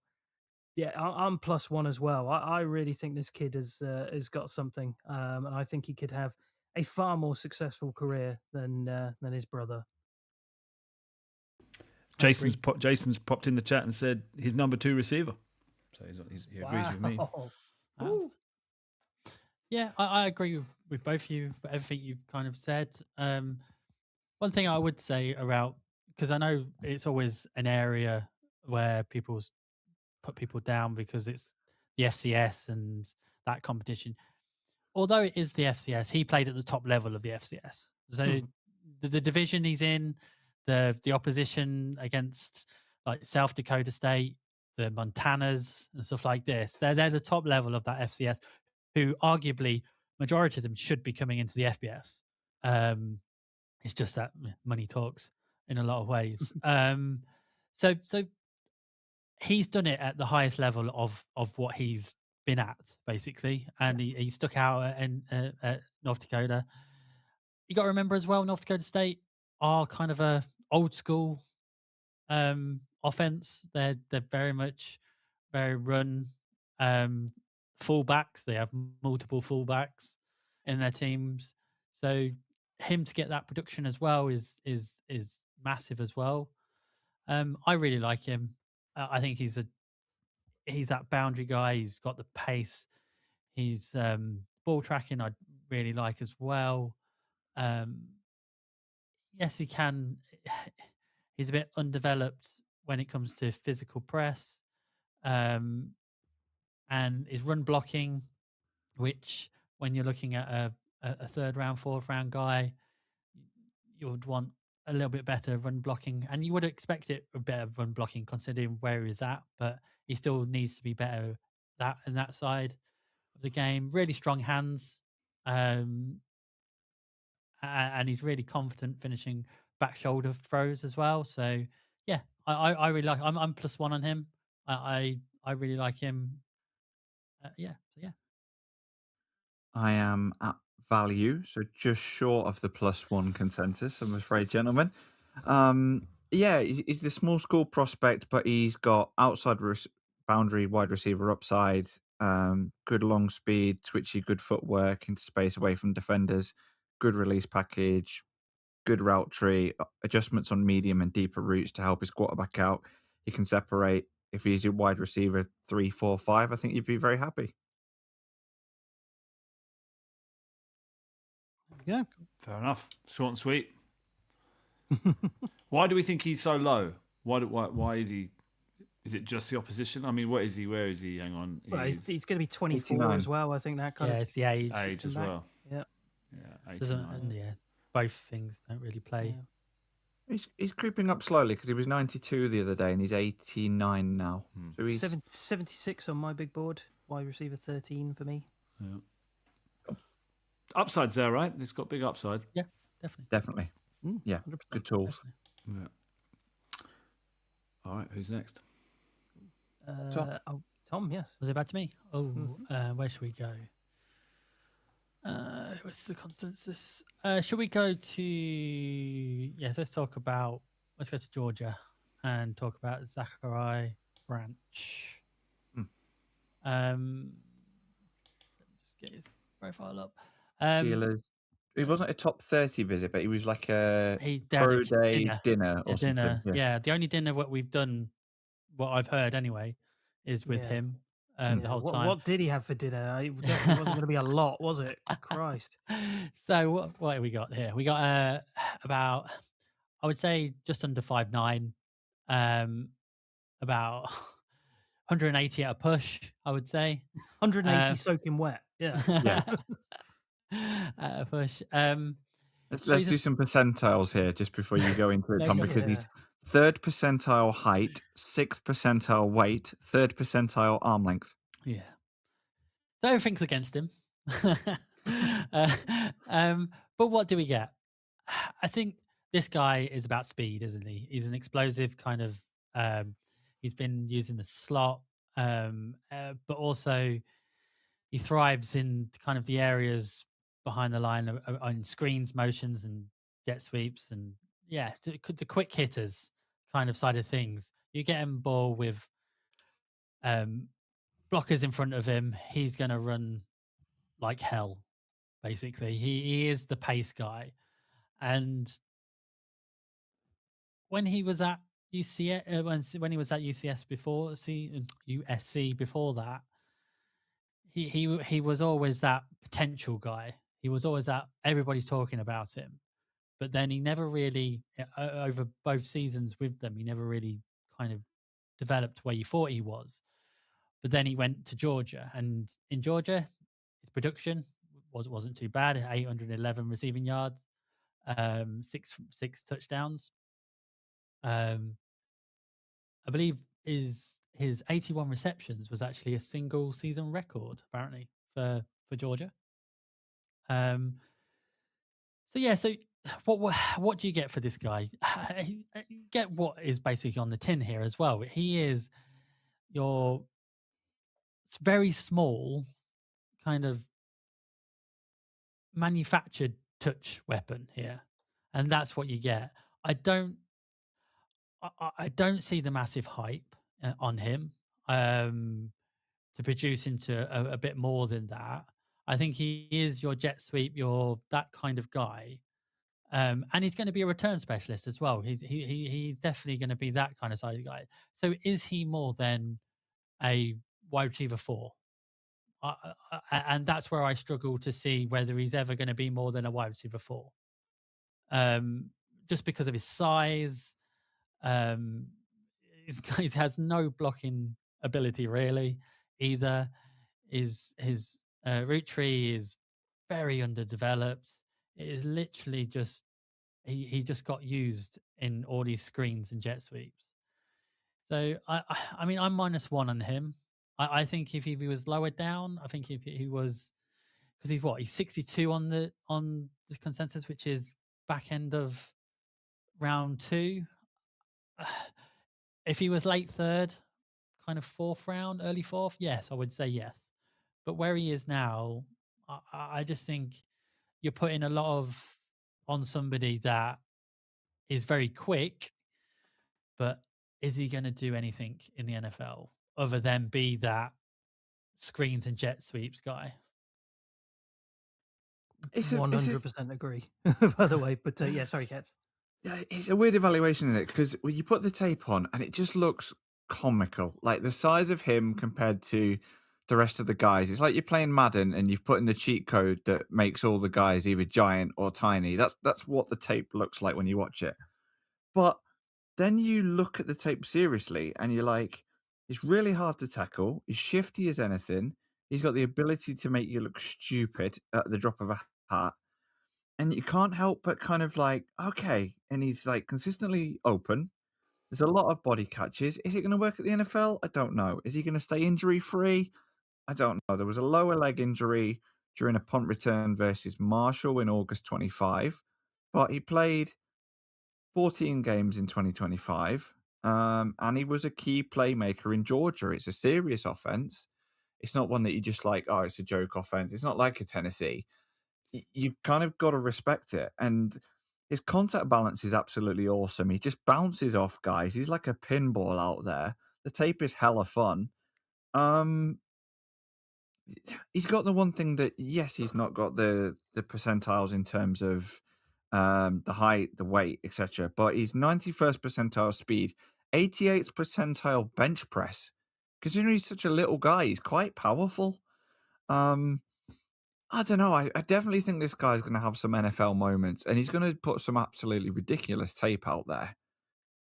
He's very much like a luxury pick, but there's so much you could do with him, man. Like the way I look at it is, he's not going to be a traditional wide receiver 1, 2, kind of maybe 3, but teams are going to have to respect him if he's out there and be like, right, we've got to think about that speed and that change ability, and you've got to defend him when he's on the field, and that's what makes me think he will end up being able to put out a successful NFL career despite the challenges from his lack of size.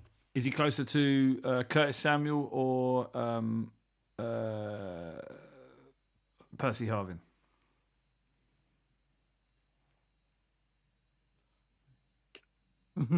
No, thinking time. Because both of those were kind of gadget guys, weren't they? Yeah. So maybe because you look at the I don't know the answer to that, by the way. You look at the measurables.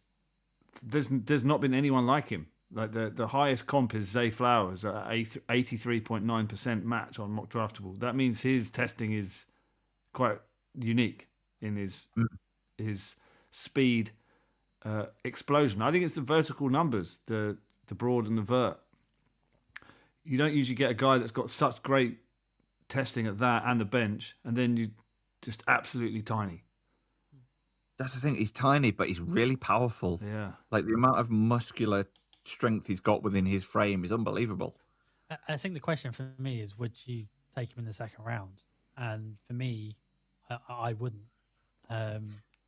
And I know that's probably where the consensus is at the moment, and he probably won't.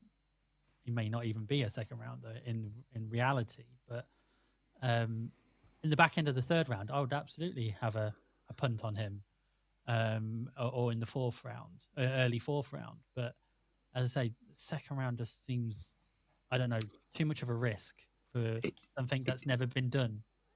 Definitely not for the Steelers. But if you're a win now team and you're maybe one or two pieces away, my God, he's going to be awesome for your team potentially. Like if imagine like the Chiefs 2 or 3 years ago having this guy, it'd have been unplayable. Well, they had Kadarius Toney.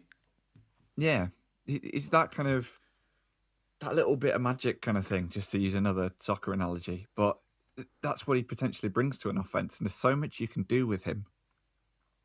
And if you develop him in his route tree as well and make him even better.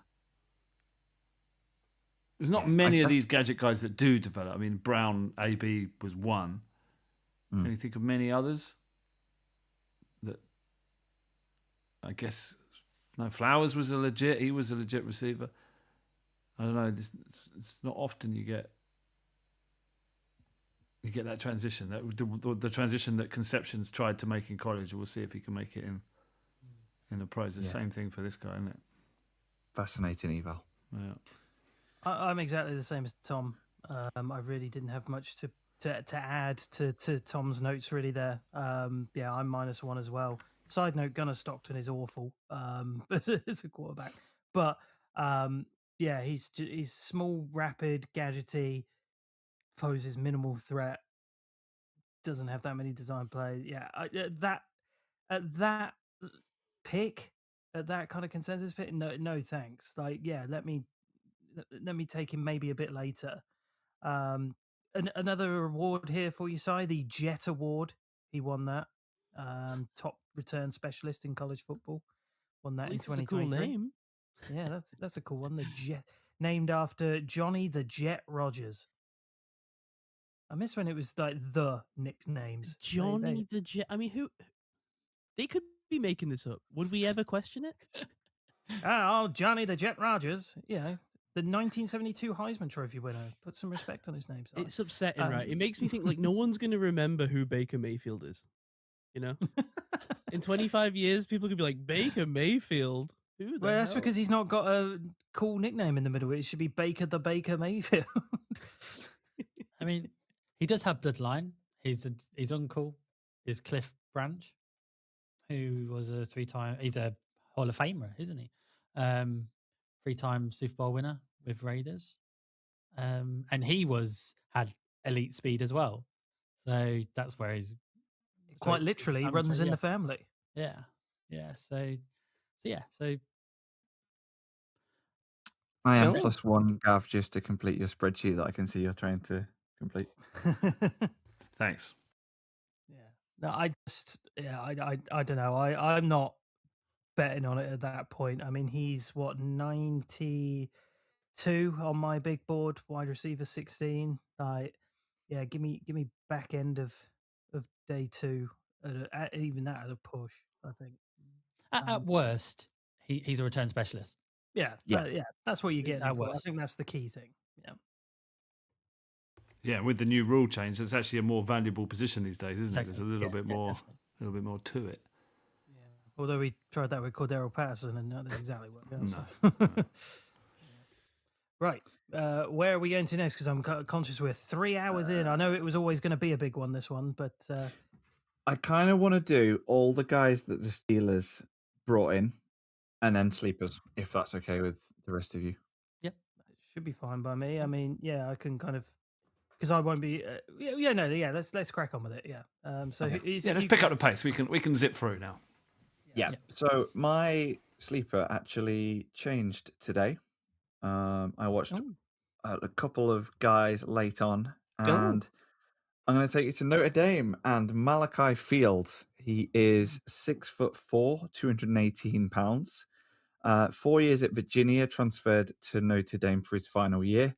630 yards receiving, 5 touchdowns, 17.5 yards per catch in 2025. He is 16th percentile 40 at 4.61 seconds. It's a really weird kind of spider graph, as I'm sure Gav will bring up on Mock Draftable. 94th percentile height, 87th percentile weight, 46th percentile 3-cone. But this guy is the catch point gangster of this year's draft.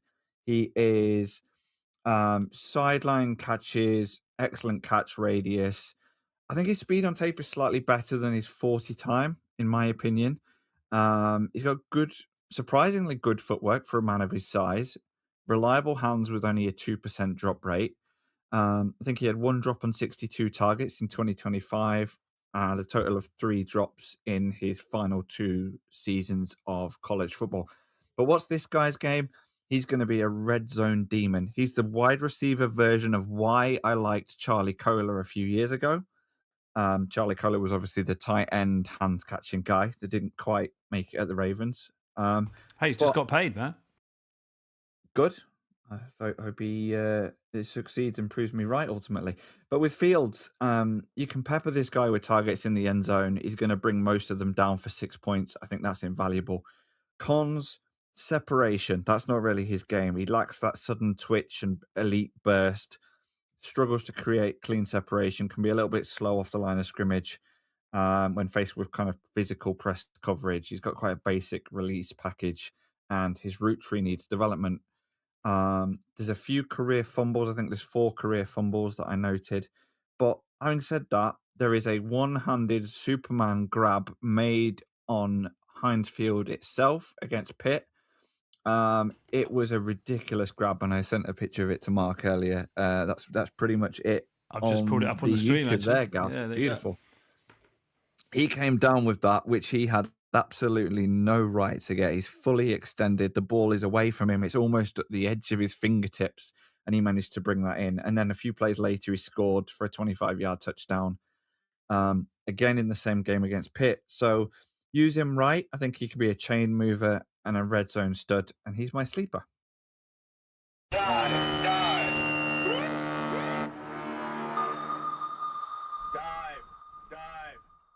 Yes, I was very much aware of that one-handed catch against Pitt. It is just a thing of beauty. What a catch that is! Unbelievable. And yeah, I mean that's kind of a very big part of what he is. You know, only one drop in 25 as well, so very reliable hands this past year. Yeah, that game overall, the pit game was a real standout game for him. Yeah, really impressive performance there. Um, yeah, he's a good player. Like the speed testing, you really worry about. Who was the lad last year who you were really high on, and he had awful testing, really bad speed testing. Um, what's his name? I think you and Gav were high on him. I can't remember what his name is now. Um, went to the. I think he went to the Titans potentially. Oh, Uh, can't remember. oh, Restrepo. Restrepo, Yeah. yeah. Yeah. Oh, Yes, yeah. He had horrible testing, didn't he? He did. Yes. Yeah, Really bad. Yeah, so yeah, it's kind of almost the same for Fields here, but yeah, I mean, you know, he's a 6'4" receiver, but less than 50% contested catch rate, which you don't like to see. And considering how well he high points, I was surprised to see that number. So yeah, it's just the physicality, I think. Yeah, those speed issues do show up on tape as well. He's difficult to get separation, real lack of burst underneath, really middling yards after catch numbers as well. You love the length, you love the high pointing, the footwork's really nice, but yeah, the speed's just a real legit issue for me, I think. And yeah, inconsistency with physicality as well keeps me a bit unsure. So he's a fine player. I think he's got some real nice highlight plays on his tape, reminding me a little bit of my darling Ricky Pearsall at times. But yeah, I just worry a little bit how effective he could be in the NFL with some of the issues that he has. So I'm at value for Fields. Yeah, I wasn't totally out on the guy at all. He's 74 on my board, wide receiver 12. But yeah, it just some of those concerns are legit for me, and we'll have to see what happens. But yeah, that kind of yeah, early round 3, sort of, yeah, middle of day 2 sort of area. Yeah, I could probably see that. His 17.5 yards per reception and 16.4 yards average depth of target tells a story. Yeah. That he's not getting good much at one thing. Yeah, he's good at one thing, and he's not getting much after the catch, which is 5.3 per reception as well. So he's basically a deep threat. So can he get open with his speed? I don't know. I'm a bit iffy about this guy. I think Fields is a dude that maybe he's not going to work out, but we'll see. I almost don't think he's a consistent deep threat because of that speed element. I feel like he's a specific inconsistent deep package threat guy, or like a third and short guy where you need to move the chains. Back corner of the end zone, yeah, acro really catch, yeah, acro catch sort of guy, yeah, exactly. Yeah. So do those guys work when you get down into the red zone? Not always. They're kind of deep shots into the end zone. They need space, right? Because when it gets crowded, when you're at 10 yards out, it gets tricky there. What was your grade? Were you +1? +1, yeah. Okay. Anyone else want to share a grade? Tom? I'm at value. I agree with kind of what you Gav said around him. He may be that one trick pony a little bit. He has that size and strength rather than the speed. Catch point dominance, I see that, and 50-50 balls. He consistently does win them. But is it going to make it? I think he's a bit of one of these. He will either be very successful or he will be out the league in the next 4 years, kind of guys. Yeah. So yeah. I'm at value where he is. But yeah, nothing much more. Sure. So he's played for 5 years, 3 years of solid production after a good year of 22. We had a really high year, but on very limited snaps, so that you kind of discount. Yeah, that. he was a Biletnikov Award watch list guy in 2023 as well. So yeah, he did well at Virginia. I think one thing that does kind of go into his kind of advantage of being around the NFL for a while is his run blocking, because I think his run blocking is actually quite good. So if he wants to be that wide receiver 5, wide receiver 6, whatever you want to call it, you kind of chronic kind of role. Getting me excited now, Tom. I'm coming back on the field train. Then maybe he could that could be his flaw as such. If he can get, if he doesn't make it as much as as kind of the upper guy, could he make it as kind of the run blocking kind of workhorse wide receiver? As the chair and secretary of the Miles Boykin fan club, I endorse this message that there is a role for, if the guy can run block and is tough, then there is a role for him in the run game. And sole member of that fan club, funnily enough. He could be like a wide receiver version of the pink wafer. Very true. Yeah, he could. You're right. I didn't know if I was going to say that and everyone would be like, "Shut up, Kets." No, you're right. Glad you went with me. Mark, what was your grade? Sorry, at value. At value, yeah. That's good. All right. Should we go with your sleeper, Mark? Yeah, I'll go with it. I've kind of noticed a trend with my sleepers. So on the defensive side of the ball, I've gone really deep with some of these, whereas on the offensive side, I'm not so much deep with my sleepers. And this is no exception because this guy's what is he currently on the consensus big board? I don't know which one of you that was, but yeah, I'm just going to blame both of you. He's 107 on the big board at the moment, so not terrifically high or low.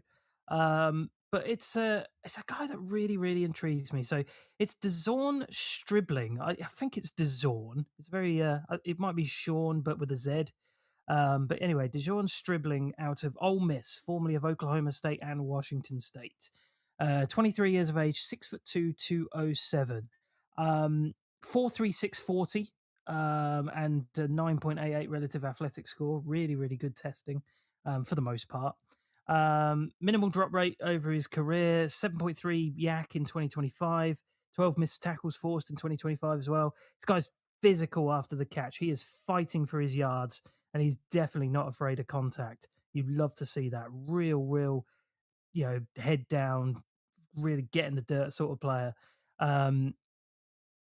A terrific touchdown against Georgia, where his footwork was just beautifully done, cut really nicely around, and then just use that speed to full effect. It's an absolute. That's definitely when he's picked, and they do the highlight thing. That'll be the first touchdown you see on his thing. That'll definitely be a part of the highlight reel.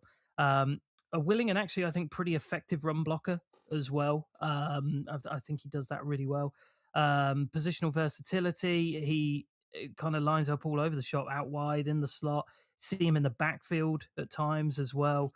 So just a really nice upside. Now, it does have a lower contested catch rate. As I say, he's 23. He'll be 24 in December. So, slightly older prospect. He's not explosive. He's not got that great burst. The speed really comes after that. So it's again a long speed thing rather than just a bursty sort of guy. He's a bit inconsistent. If you look at the kind of numbers of his season, there are games where I don't know if this is just Chambliss being Chambliss or if it's a game plan thing or what have you, or if it was on Stribling, but kind of goes missing in a handful of games, which, it's very inconsistent, the production that you're seeing out of him. And it's short yardage, he's kind of an inconsistent separator there as well. So it's just a lot of inconsistency with him, but when it's good, it's really good. He is physical, fast, really safe pair of hands. The good is great, and the bad for me isn't that alarming. I'm way higher than consensus, I think, on this guy. Well, I say way higher, but I'm fairly higher than consensus. He's my number 68 player, wide receiver 10 for me over the likes of guys like Brazel and Fields and Lance. I'm just super high on him. Draft him as kind of, you were talking, Gav, earlier about the kind of production line behind DK and Michael Pittman. I'd be getting this guy on the production line personally. I'm just super high on this guy. So +1 sleeper. Dive.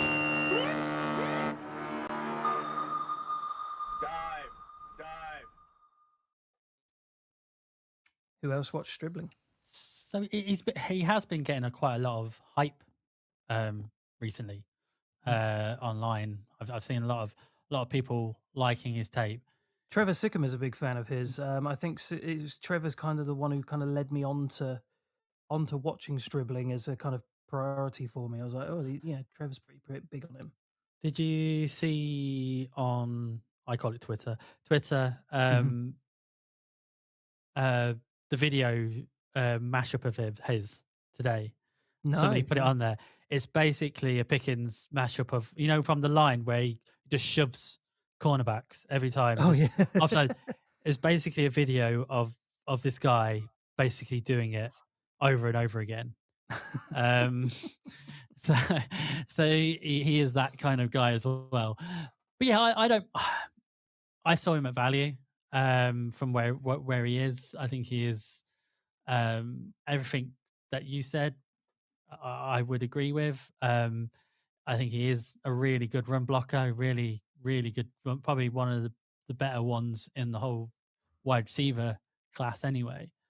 And he's had productivity over all three levels as well, and shown it. And he's got strong ball tracking skills. And I think the areas, kind of his short area separation isn't elite or great.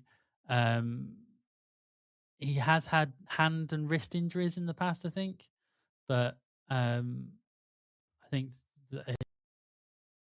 that was in 2023. But I don't think there's been much after that. And sometimes he doesn't always dominate the catch point, despite his size. But overall, quite a very good athletic, good size, kind of X receiver.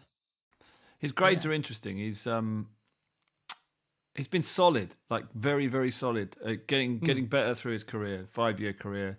Last 3 years, it's all in the 70s.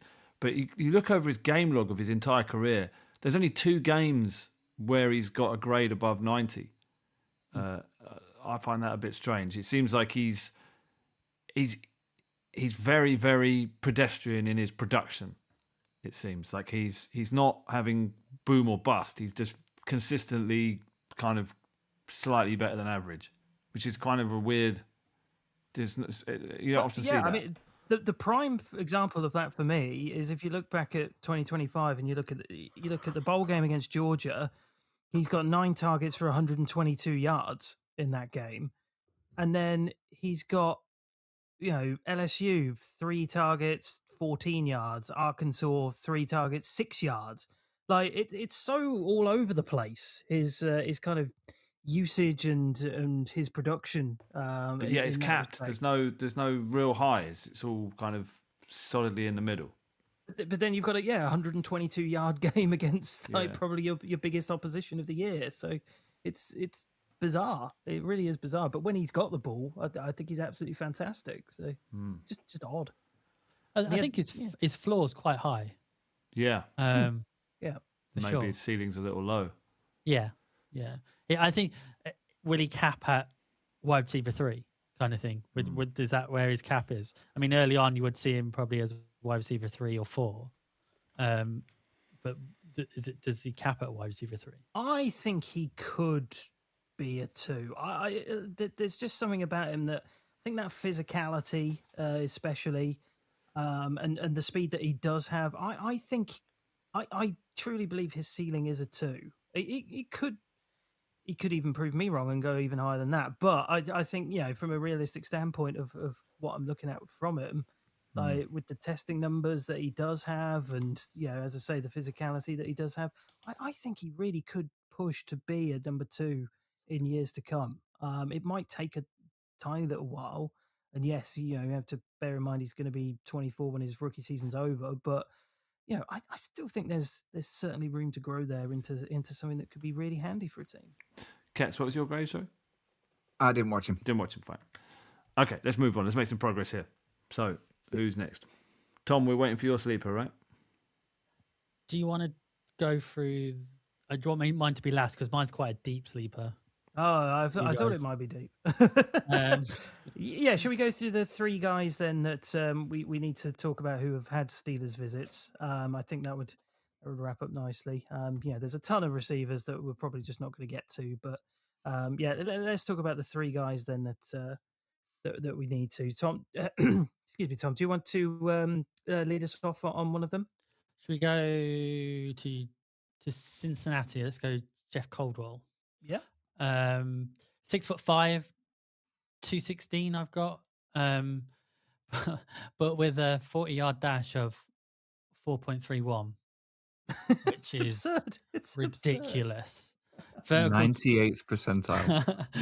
Vertical jump 42 inch jump, and broad jump of 11.2. His RAS score was elite. I think it was 10, wasn't it? I think his it RAS was score. 10. Yeah. Yeah. He is top tier with regards to athleticism. So what do we get? He is kind of a power X receiver. Wins vertically on post fades and deep crosses. He does have that rare size and speed combination, which is rare. But he is that vertical threat. He's got the really long stride acceleration. He's a red zone mismatch with his height and also frame. I mean, 216 is a good frame there. He's explosive. So why is he so low down? Because on paper, you look at it, you look at the athleticism, you look at what he could be with all that in place. He's quite raw. I think that's still, although he is 22, 23, I don't know if he's 23 yet. He's quite he raw. is. Yep. And a lot of his stuff is vertical stuff on tape. His release versus press coverage is still majorly in development. His yak value, even though he's got that pace, is quite limited at the moment. Didn't really see the yak. His hands can be inconsistent, especially in contested catches. I don't know what his drop was, percentage was, but I saw quite a lot of inconsistency there. So yeah, he's. I think he's got all the athleticism. He's just quite raw with it, and I think if you put him in somewhere that is really good for wide receivers, he could develop into something. I think his ceiling is quite high, but because of the rawness, his floor is quite low. So yeah, he's. I think where is he at the moment? He's fifth round, fifth round. Fifth Yeah, round. was he? Yeah. Yeah, 164. Yeah. Which for me, if he's in the fifth round, take a punt on him and see what you can do with him, because he has got such a unique athletic profile to do something with. Yeah, So, I fully agree on that. Yeah, the dude's just a freak. One of my absolute favorite facts in this whole thing. He went from 5'8" to 6'5" in one summer. Just one summer, and he grew that much. Ridiculous. Imagine seeing him before you left for summer. It's like, see a small fry, and then he just comes back like, oh my god. Like, it's just utterly absurd. How do you do that in one summer? Yeah, I mean, this is a weird evaluation of this guy. I mean, yeah, just an athletic monster. I don't know if you mentioned it. He was at Lindenwood before Cincinnati. He went off there, like absolutely great numbers at Lindenwood, but yeah, just didn't quite match that in Cincinnati. And there's just a couple of weird things about it. So, like, the drop rate was actually really good. So he only dropped 3 of his targets in 2025. He had an 8.6% drop rate, which is really great. But he also only had a 38.5 contested catch rate, which seems ridiculous for a guy of his size. And I thought, well, it's Cincinnati. Maybe he'd be better at Lindenwood. Not really. he was even worse in his last year at Lindenwood, 37.5% contested catch rate. I was just thinking, like, you're this size, you're 6'5", 216, and you've got a less than 40% contested catch rate. But what's going on there? The physicality just isn't there in those situations. It's bizarre. So add that to not really got the FBS, 1 year of SBS experience and a little bit older. There's certainly the negatives that you're having to play with, and as you say, raw is definitely the key thing there. There's a really excellent breakdown from Steve Smith on Jeff Caldwell that I'd recommend on YouTube as well. And he talks about some of the issues he sees with Caldwell. A little bit of wasted movement in his routes as well. It really flashes, but Feldman's freaks this guy. The tools are all there, like really, really are. And I'm with you, Tom. Like, you take a flyer on him in a later round and see what you can do with him. See if you can mold on him. You bet on the trades. The work certainly needs to be done. So I'm at value, but he is another one where I'm watching with binoculars, going, what is this guy going to do? Because he could well. I think it's very, low floor, high ceiling with Caldwell. I really think it is. Like, he could just fizzle out like a lot of these other big receivers, but he could also, with that profile, as you say, could be insane at the next level. Could be a real steal. But the testing's nuts, isn't it? Yeah. I just don't know where to place myself in it. So I think at value is about fair for it. What were you, Tom? I'm at value as well. I think 5th round is where you want to take that flyer on him. Kets, assuming you didn't watch? I did watch. Ooh, go on. +1 for me. Just, very raw, but the potential upside is ridiculous. If he has good coaching and you can unlock that, it could be an absolute bargain. You see the explosiveness on tape, the separation in the end zone. There's a slant route where he's past the corner before the corner's even had time to react.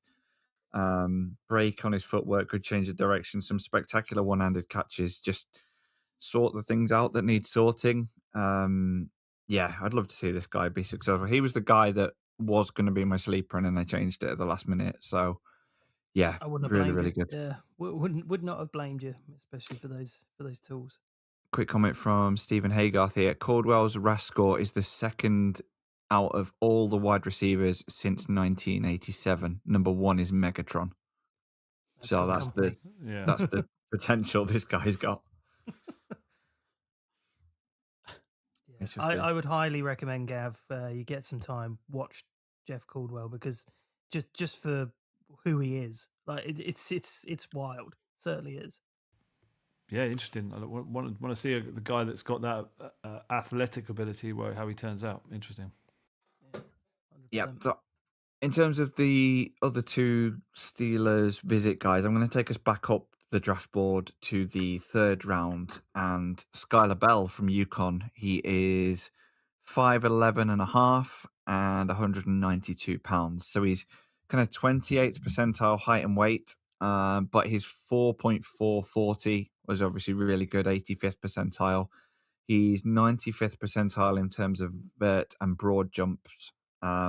He's a really polished route runner, good yards after the catch ability. He's a kind of slot/Z receiver, kind of flexibility. He's got that breakaway speed, excellent footwork, can cut on a dime. He's got a really intriguing overall skill set. Catches in traffic, literally 50% of the time. He'll catch one, he'll drop one. But he does have that break tackle ability as well. Played 3 seasons at Wisconsin. Never really had much opportunity to play consistently. I wasn't sure why, so I asked Tom. Tom told me that he had some early injuries and then a change of coaches, which just meant he didn't quite, his face didn't kind of fit ultimately. He can catch spectacularly under pressure with one hand. He had 102 receptions for 1,282 yards, so he's got the production. Shrine Bowl standout as well. I really like this guy ultimately. He's a good separator, finds space really nicely between levels and in different parts of the zone. He's got that quarterback best friend, kind of zone smarts, yak explosiveness as well, 835 yards after the catch. special teams flexibility as well. And I think for his size, he had excellent blocking effort with a finishing mentality. Obviously, a little bit limited in terms of his play strength, and that's one of the things he can improve, actually. Play strength against press coverage. Drops, he's a bit of a body catcher, so he's had 24 career drops. That did improve from 2024 to 2025, but something to keep working on. He's a little bit older. He's 24 years old. But my kind of consensus, taking all that into account, was +1. I quite liked him. Yeah, And that's that's Skylar fair. Bell, Yukon. I mean, 2025 was a monster year for him. You know, nearly 1,300 yards and 13 touchdowns is fantastic. You know, add that to the combine testing. There's a lot of really good numbers for him. Yeah, 65% contested catch rate, really, really good considering his size. As you say, it's just he faced somewhat weaker competition at UConn. He's going to be 24 in July, so you know, older prospect in that respect as well. Those drop numbers are significant. There was a really bad concentration drop against UAB, which would have been a touchdown. Like the sort of thing you just cannot. You'll be absolutely roasted for at the NFL level, let alone how he was for that one as well. Yeah, the 25 production is definitely on an island. There's a lot of screen and underneath stuff, and yeah, not a major amount of variation there. I certainly didn't. I, I like him. I just do. I think he's a difference maker. Like he's a fine. He'll start as a fine wide receiver 4. I think he's got wide receiver 3 ceiling to me personally, but he could prove me wrong. And you know, I don't think you can.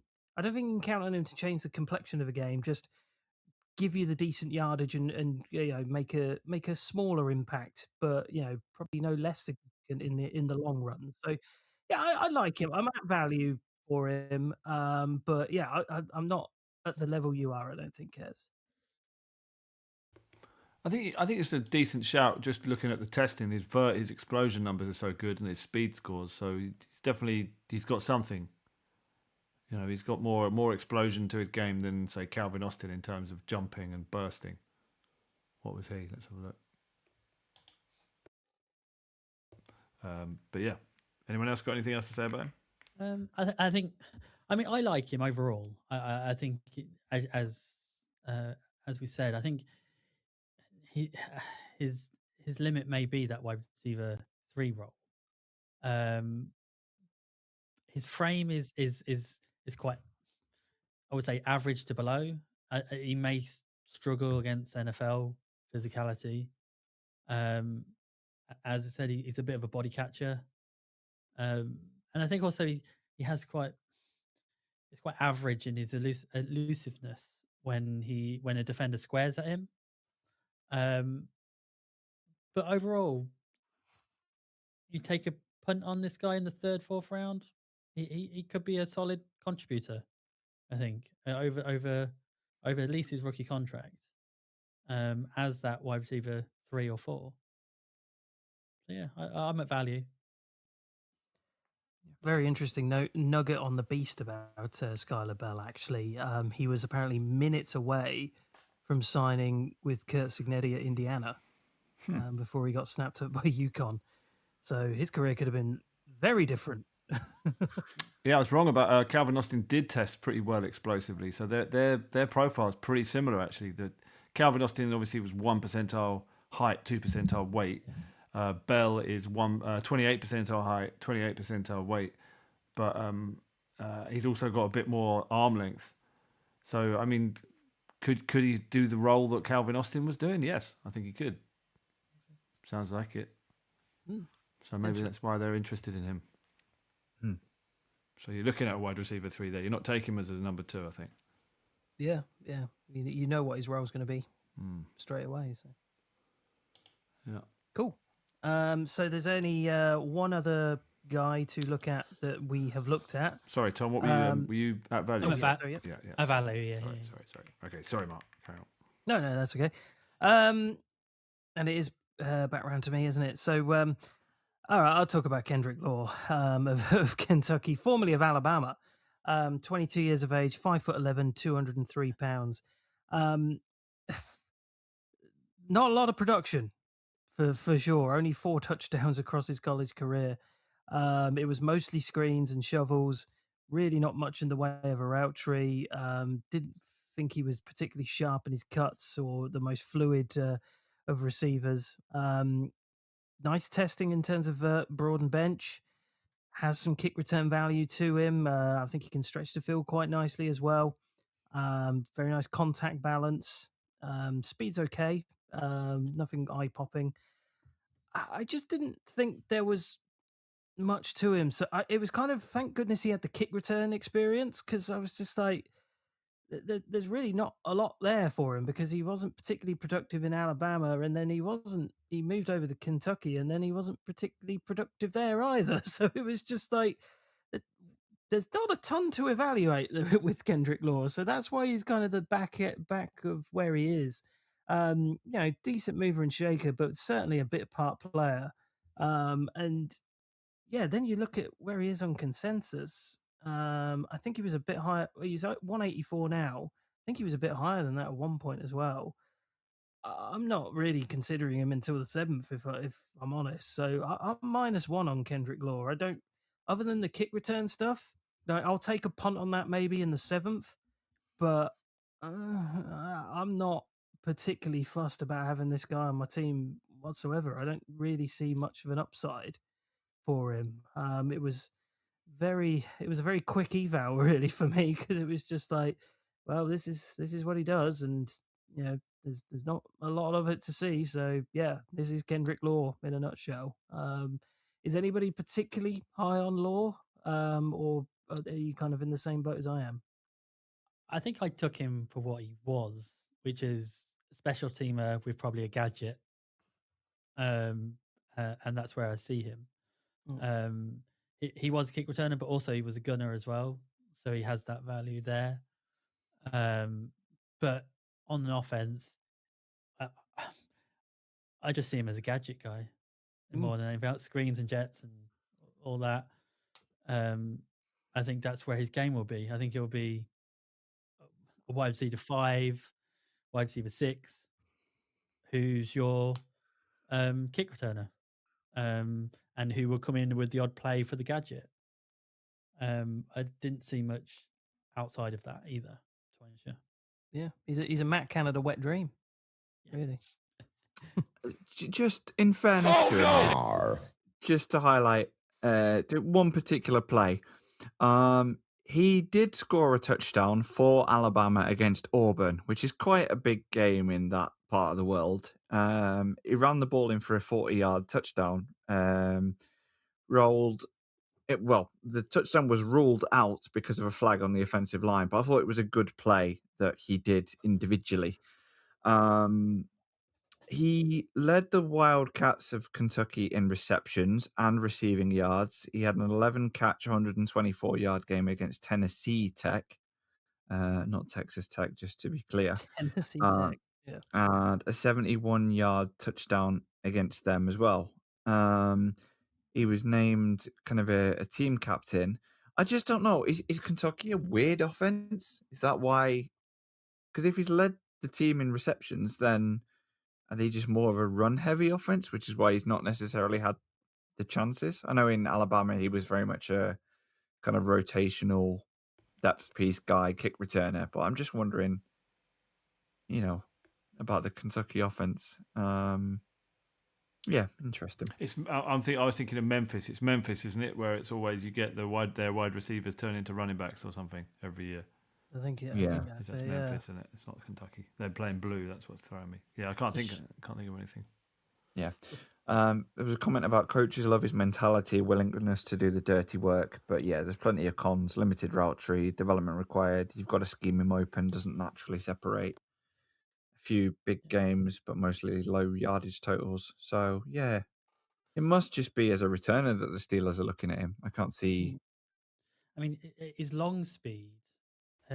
He was a state level sprinter, 100-meter sprinter in high school, and he had a time of 10:48 in 100 meters, which kind of shows his long speed. So he has got that long speed, and consistent as well.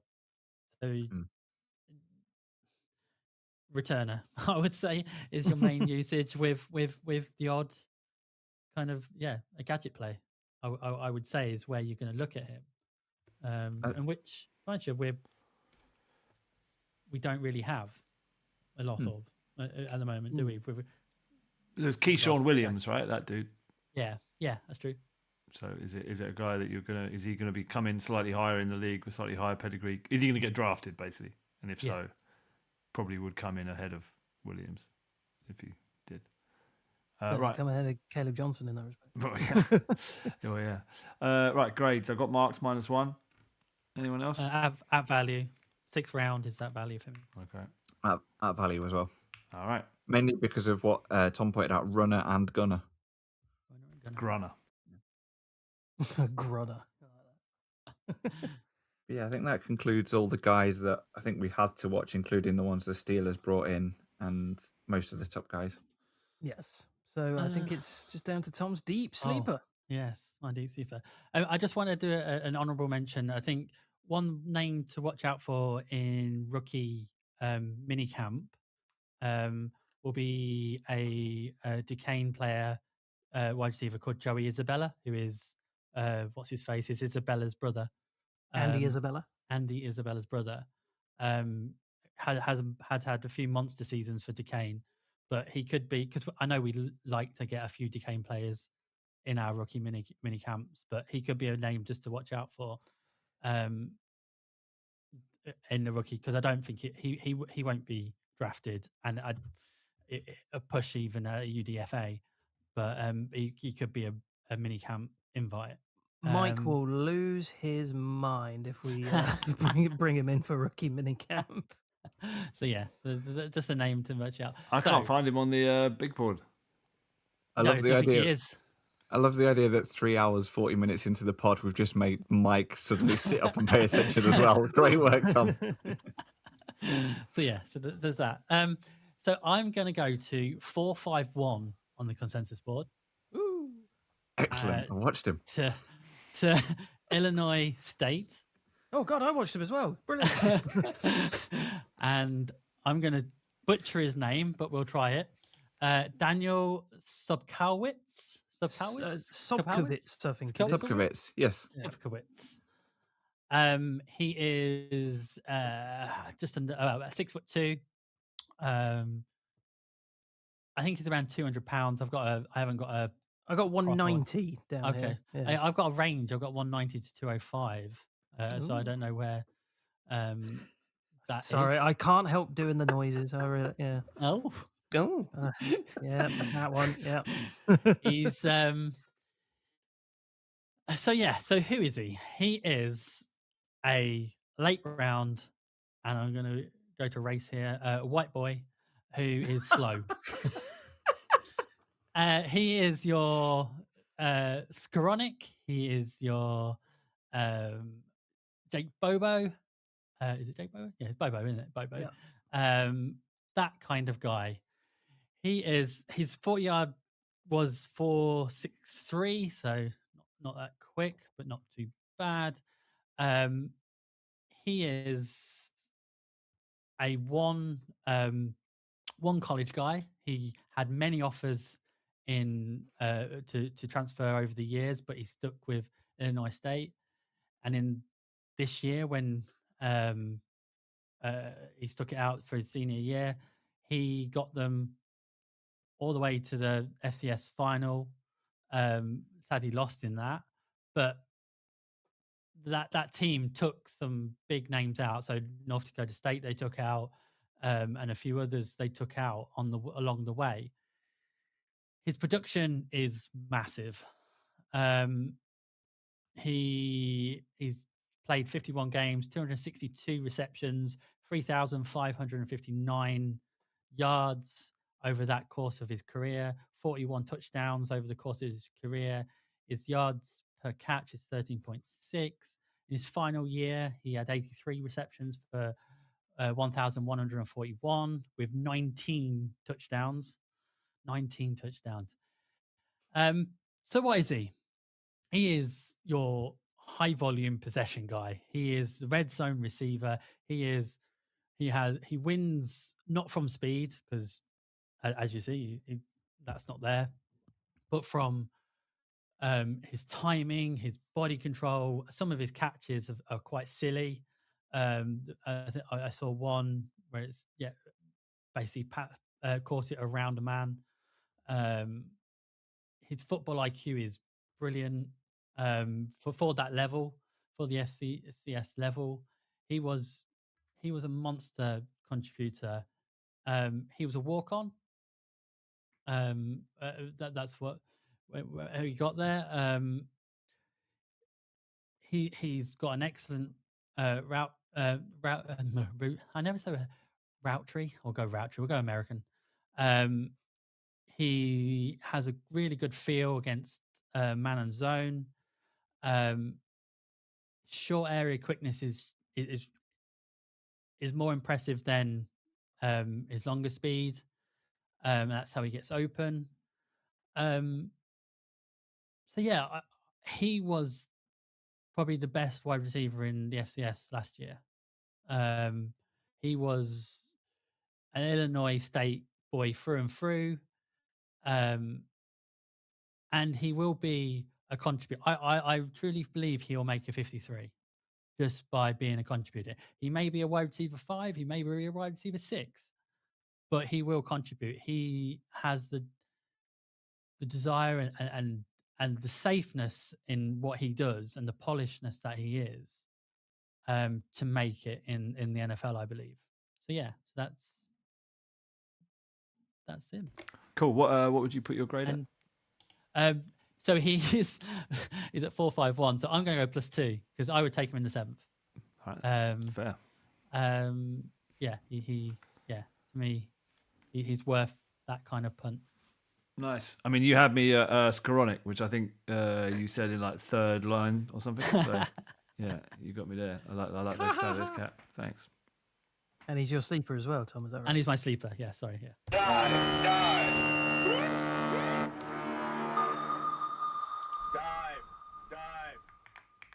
He was in contention, that's for sure.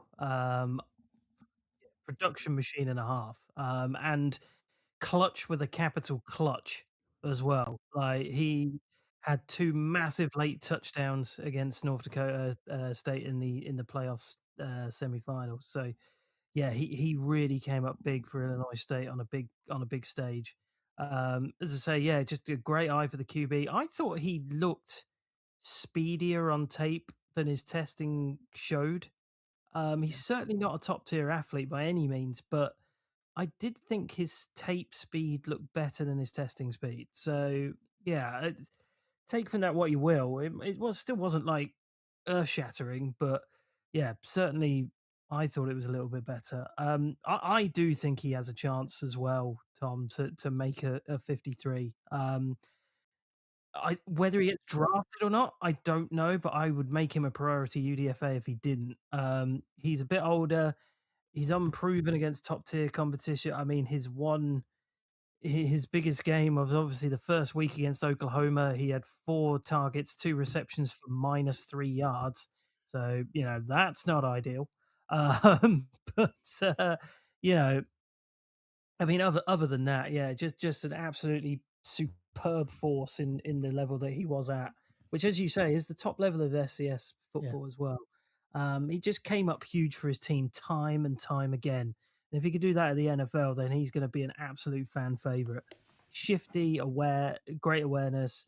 Yeah, I think he could challenge for a roster spot, certainly, and be that kind of 5-6 that he can really bring to the table. So, yeah, I'm +1 on him myself. As I say, if I went for a really deep sleeper in this, it would be him. Yeah, very, very big fan of his.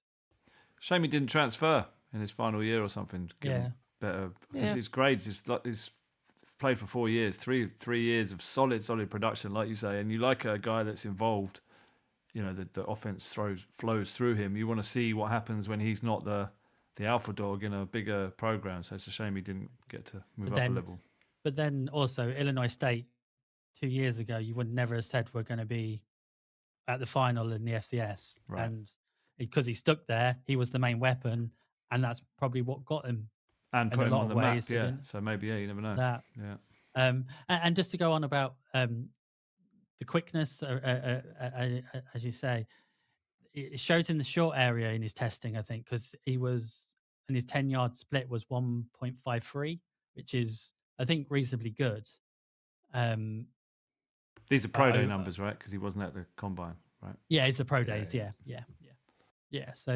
So while his 40-yard dash is probably a bit slower, his 10-yard split, I think, is that shows in his short area quickness.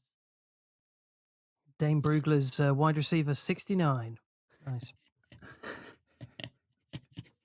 Go. Yes. I'm trying to speak it and I that ooh, and it's like trying to pay attention. Go. Is he going to make a 53? I don't know. Is that an onion hanger enough to put a kebab with both of you fine gentlemen on? I will think about it. I'd take you up on it. I know you would.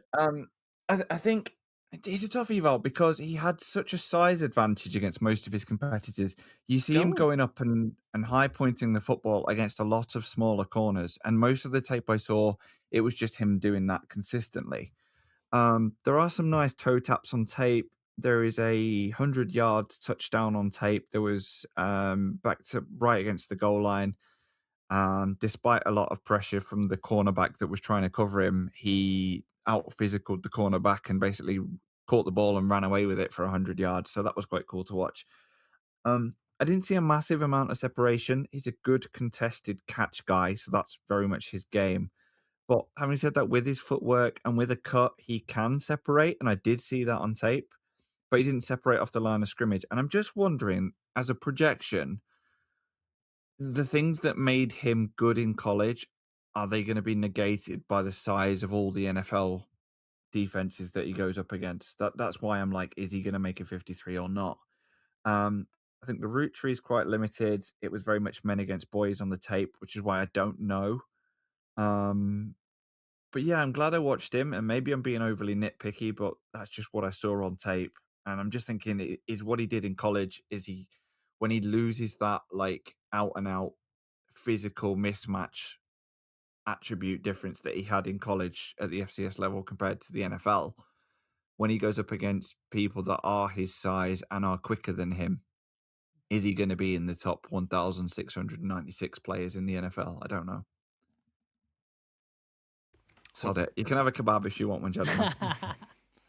What's your? I'll tell you what. Ooh. So what? We got it. We got a taker. Yeah. To make a 53? Yeah, to make a 53. Yeah, I'll take you. Tom? Yeah, I'll take it as well. There we go. Ket's cleaning up on easy kebabs there. Oh, sigh. Wow. I mean, I'm basing this on absolutely nothing. I'm just. Yeah. Dave? Dave? Do you have a grade, Ket? It's a bit harsh to go -1. I'm going to go out value because he's that far down. 451. It's like -1 of a -1 of UDFA. 415. I think if you're doing -1 there, you want him killed. I think. He should be working for State Farm already. Yeah. CFL draft. Yeah. All right. Wow, are we there? Simon's struggling to stay awake. He's got the matchsticks prodded in. Yeah. How you doing over there? You okay? That is how I feel. Yeah. Thank you guys for indulgence. I mean, there's so many great other players that weren't able to get to, but just check out the top 100 for a lot of those, and then there's only actually two, sorry, that we didn't talk about that are in my top 100. So, 3, sorry, yeah. So. Well, 4, Rand 5. Actually, God, yeah. There's tons. Yeah. Rand suggested that you could come, Monday or Tuesday and talk about. The problem is I'm in a completely different country. Excuses. A great state of Pennsylvania. Exactly. Greatest city in the world, apparently. So. Whoa! There's no apparently. It is the greatest city in the world. I haven't been there yet. It's got to live up to it. I can't wait to hear the. I'm going to be very emotional. I'm going to be very emotional when I get there. I know that much. Following this team for nearly 30 years and finally getting to go there. Do you know Right, what? so it hurts. Leave me alone. As you come out of the Fort Pit Go. tunnel, nothing hits like that. Just that view, the first time Go. you see that city, it's fucking magical. And maybe I will do more than just go, oh, go. Where are you going to go? Where are you going to go? You're not going to go anywhere. Oh, go, yeah. That's what I'll say to my Uber driver on the bridge. So, have you got any plans, or could you not see past your next sleep? But I can't, yeah, no, that's where I am. Yeah, mentally. Sorry. No, I'm off next week, so I'm going to be deep. It's going to be a draft week for me. Well, that's what I'm saying. Are we? Do you want to? For any of the hardcore that are still here after 5.5 hours, have we got any plans, or should we just talk about that later? About what we're doing with our mock drafts and all that stuff. We'll figure it. We'll figure it out. We'll Stay do at least tuned. one show. I don't know what There'll be a show. A show will happen. Huh? Do you remember there used to be? We used to do 3 shows in the lead up. Are we not going to do that? Yeah, well, you do the. I know we would do the rookie game and stuff, but with Yeah. Mark not here is the thing. Yeah, so that's the thing. I don't, Yeah. All right. Yeah, you got Mike, you got Tom, you've got Rand. You've got plenty of people that can contribute. Well, we'll see. We'll slice it up. We'll have a chat and we'll work Exactly. it out. Yeah. I might be able to dip in, depending on what I'm doing and when you're recording. But One good cut live from Pittsburgh. Beautiful. yeah, me in the middle of Redbeards just trying to do a mock draft. That'll be fun. All right, let's get out of here. Yeah, let's do it. Follow the show at UK Steelers Pub. Follow me at Cy Wrote This. Follow Gav at GM Boom Up. Follow Mark and wish him well as he travels to Pittsburgh, and keep up with his travels. Yeah, Mesh. I'll post a ton about it. So yeah, please do keep up on the old Twitter machine. What's your Twitter handle, Mark? That is at Mesh NFL. Very good. And Kets at Kets UK. Tom, are you seeking followers at this time? Can do. At Tom F43. There you go. You can follow him. Don't follow Ran, but you can follow Tom. Tom's And, a good follow on Twitter if you want some draft stuff. Great follow, yeah, for draft content. And of Absolutely. course, shout out Tom. We Cheers, never Tom. did confirm with Tom. He was in the chat. And we never did confirm with him if he's the Patreon. Yeah. Hope you enjoyed this episode, Tom. And follow UKSP kebabs for daft gambling that shouldn't be done at this time of night. All right, we'll see you all next week. Have a great draft week. Look forward to it. Watch draft day immediately. Yes, that's gonna be yes. gonna be on the docket. Chloe wants to watch it. She's excited. This week, like without me even referencing it, she came up to me and said, "David Putney, no matter what." Oh, really? Yes. And I was like, I don't think that's even the right quote. I think it's Vontae Mack no matter what. But I appreciate where we're going. and I want David goddamn Putney, I think is Of the course, line. yes, we know that. I could write the film script out for you right now. But come on, 10 out of 10 for effort from it. Oh yeah, exactly. Yeah. Maybe we do a UKSP off-season, like how many lines of draft day can we remember? Start to back. Listen, I've said it before and I'll say it again. It's the scene where Kevin Costner walks in, and you've got the strength and conditioning coach, and he refers to the star wide receiver by his name and then says, "Our star receiver," as if it's like walking into the Steelers locker room and says, "Hey, Mike Tomlin, Antonio Brown, our star receiver, he's lifting 350." What is going on here? Right, we need to get out of here. Enjoy draft week. Enjoy, guys, and yeah, look out for me on day 2. And yeah, I'll keep you all posted and see you later. Enjoy your draft week, fellas. See you Go later. Steelers.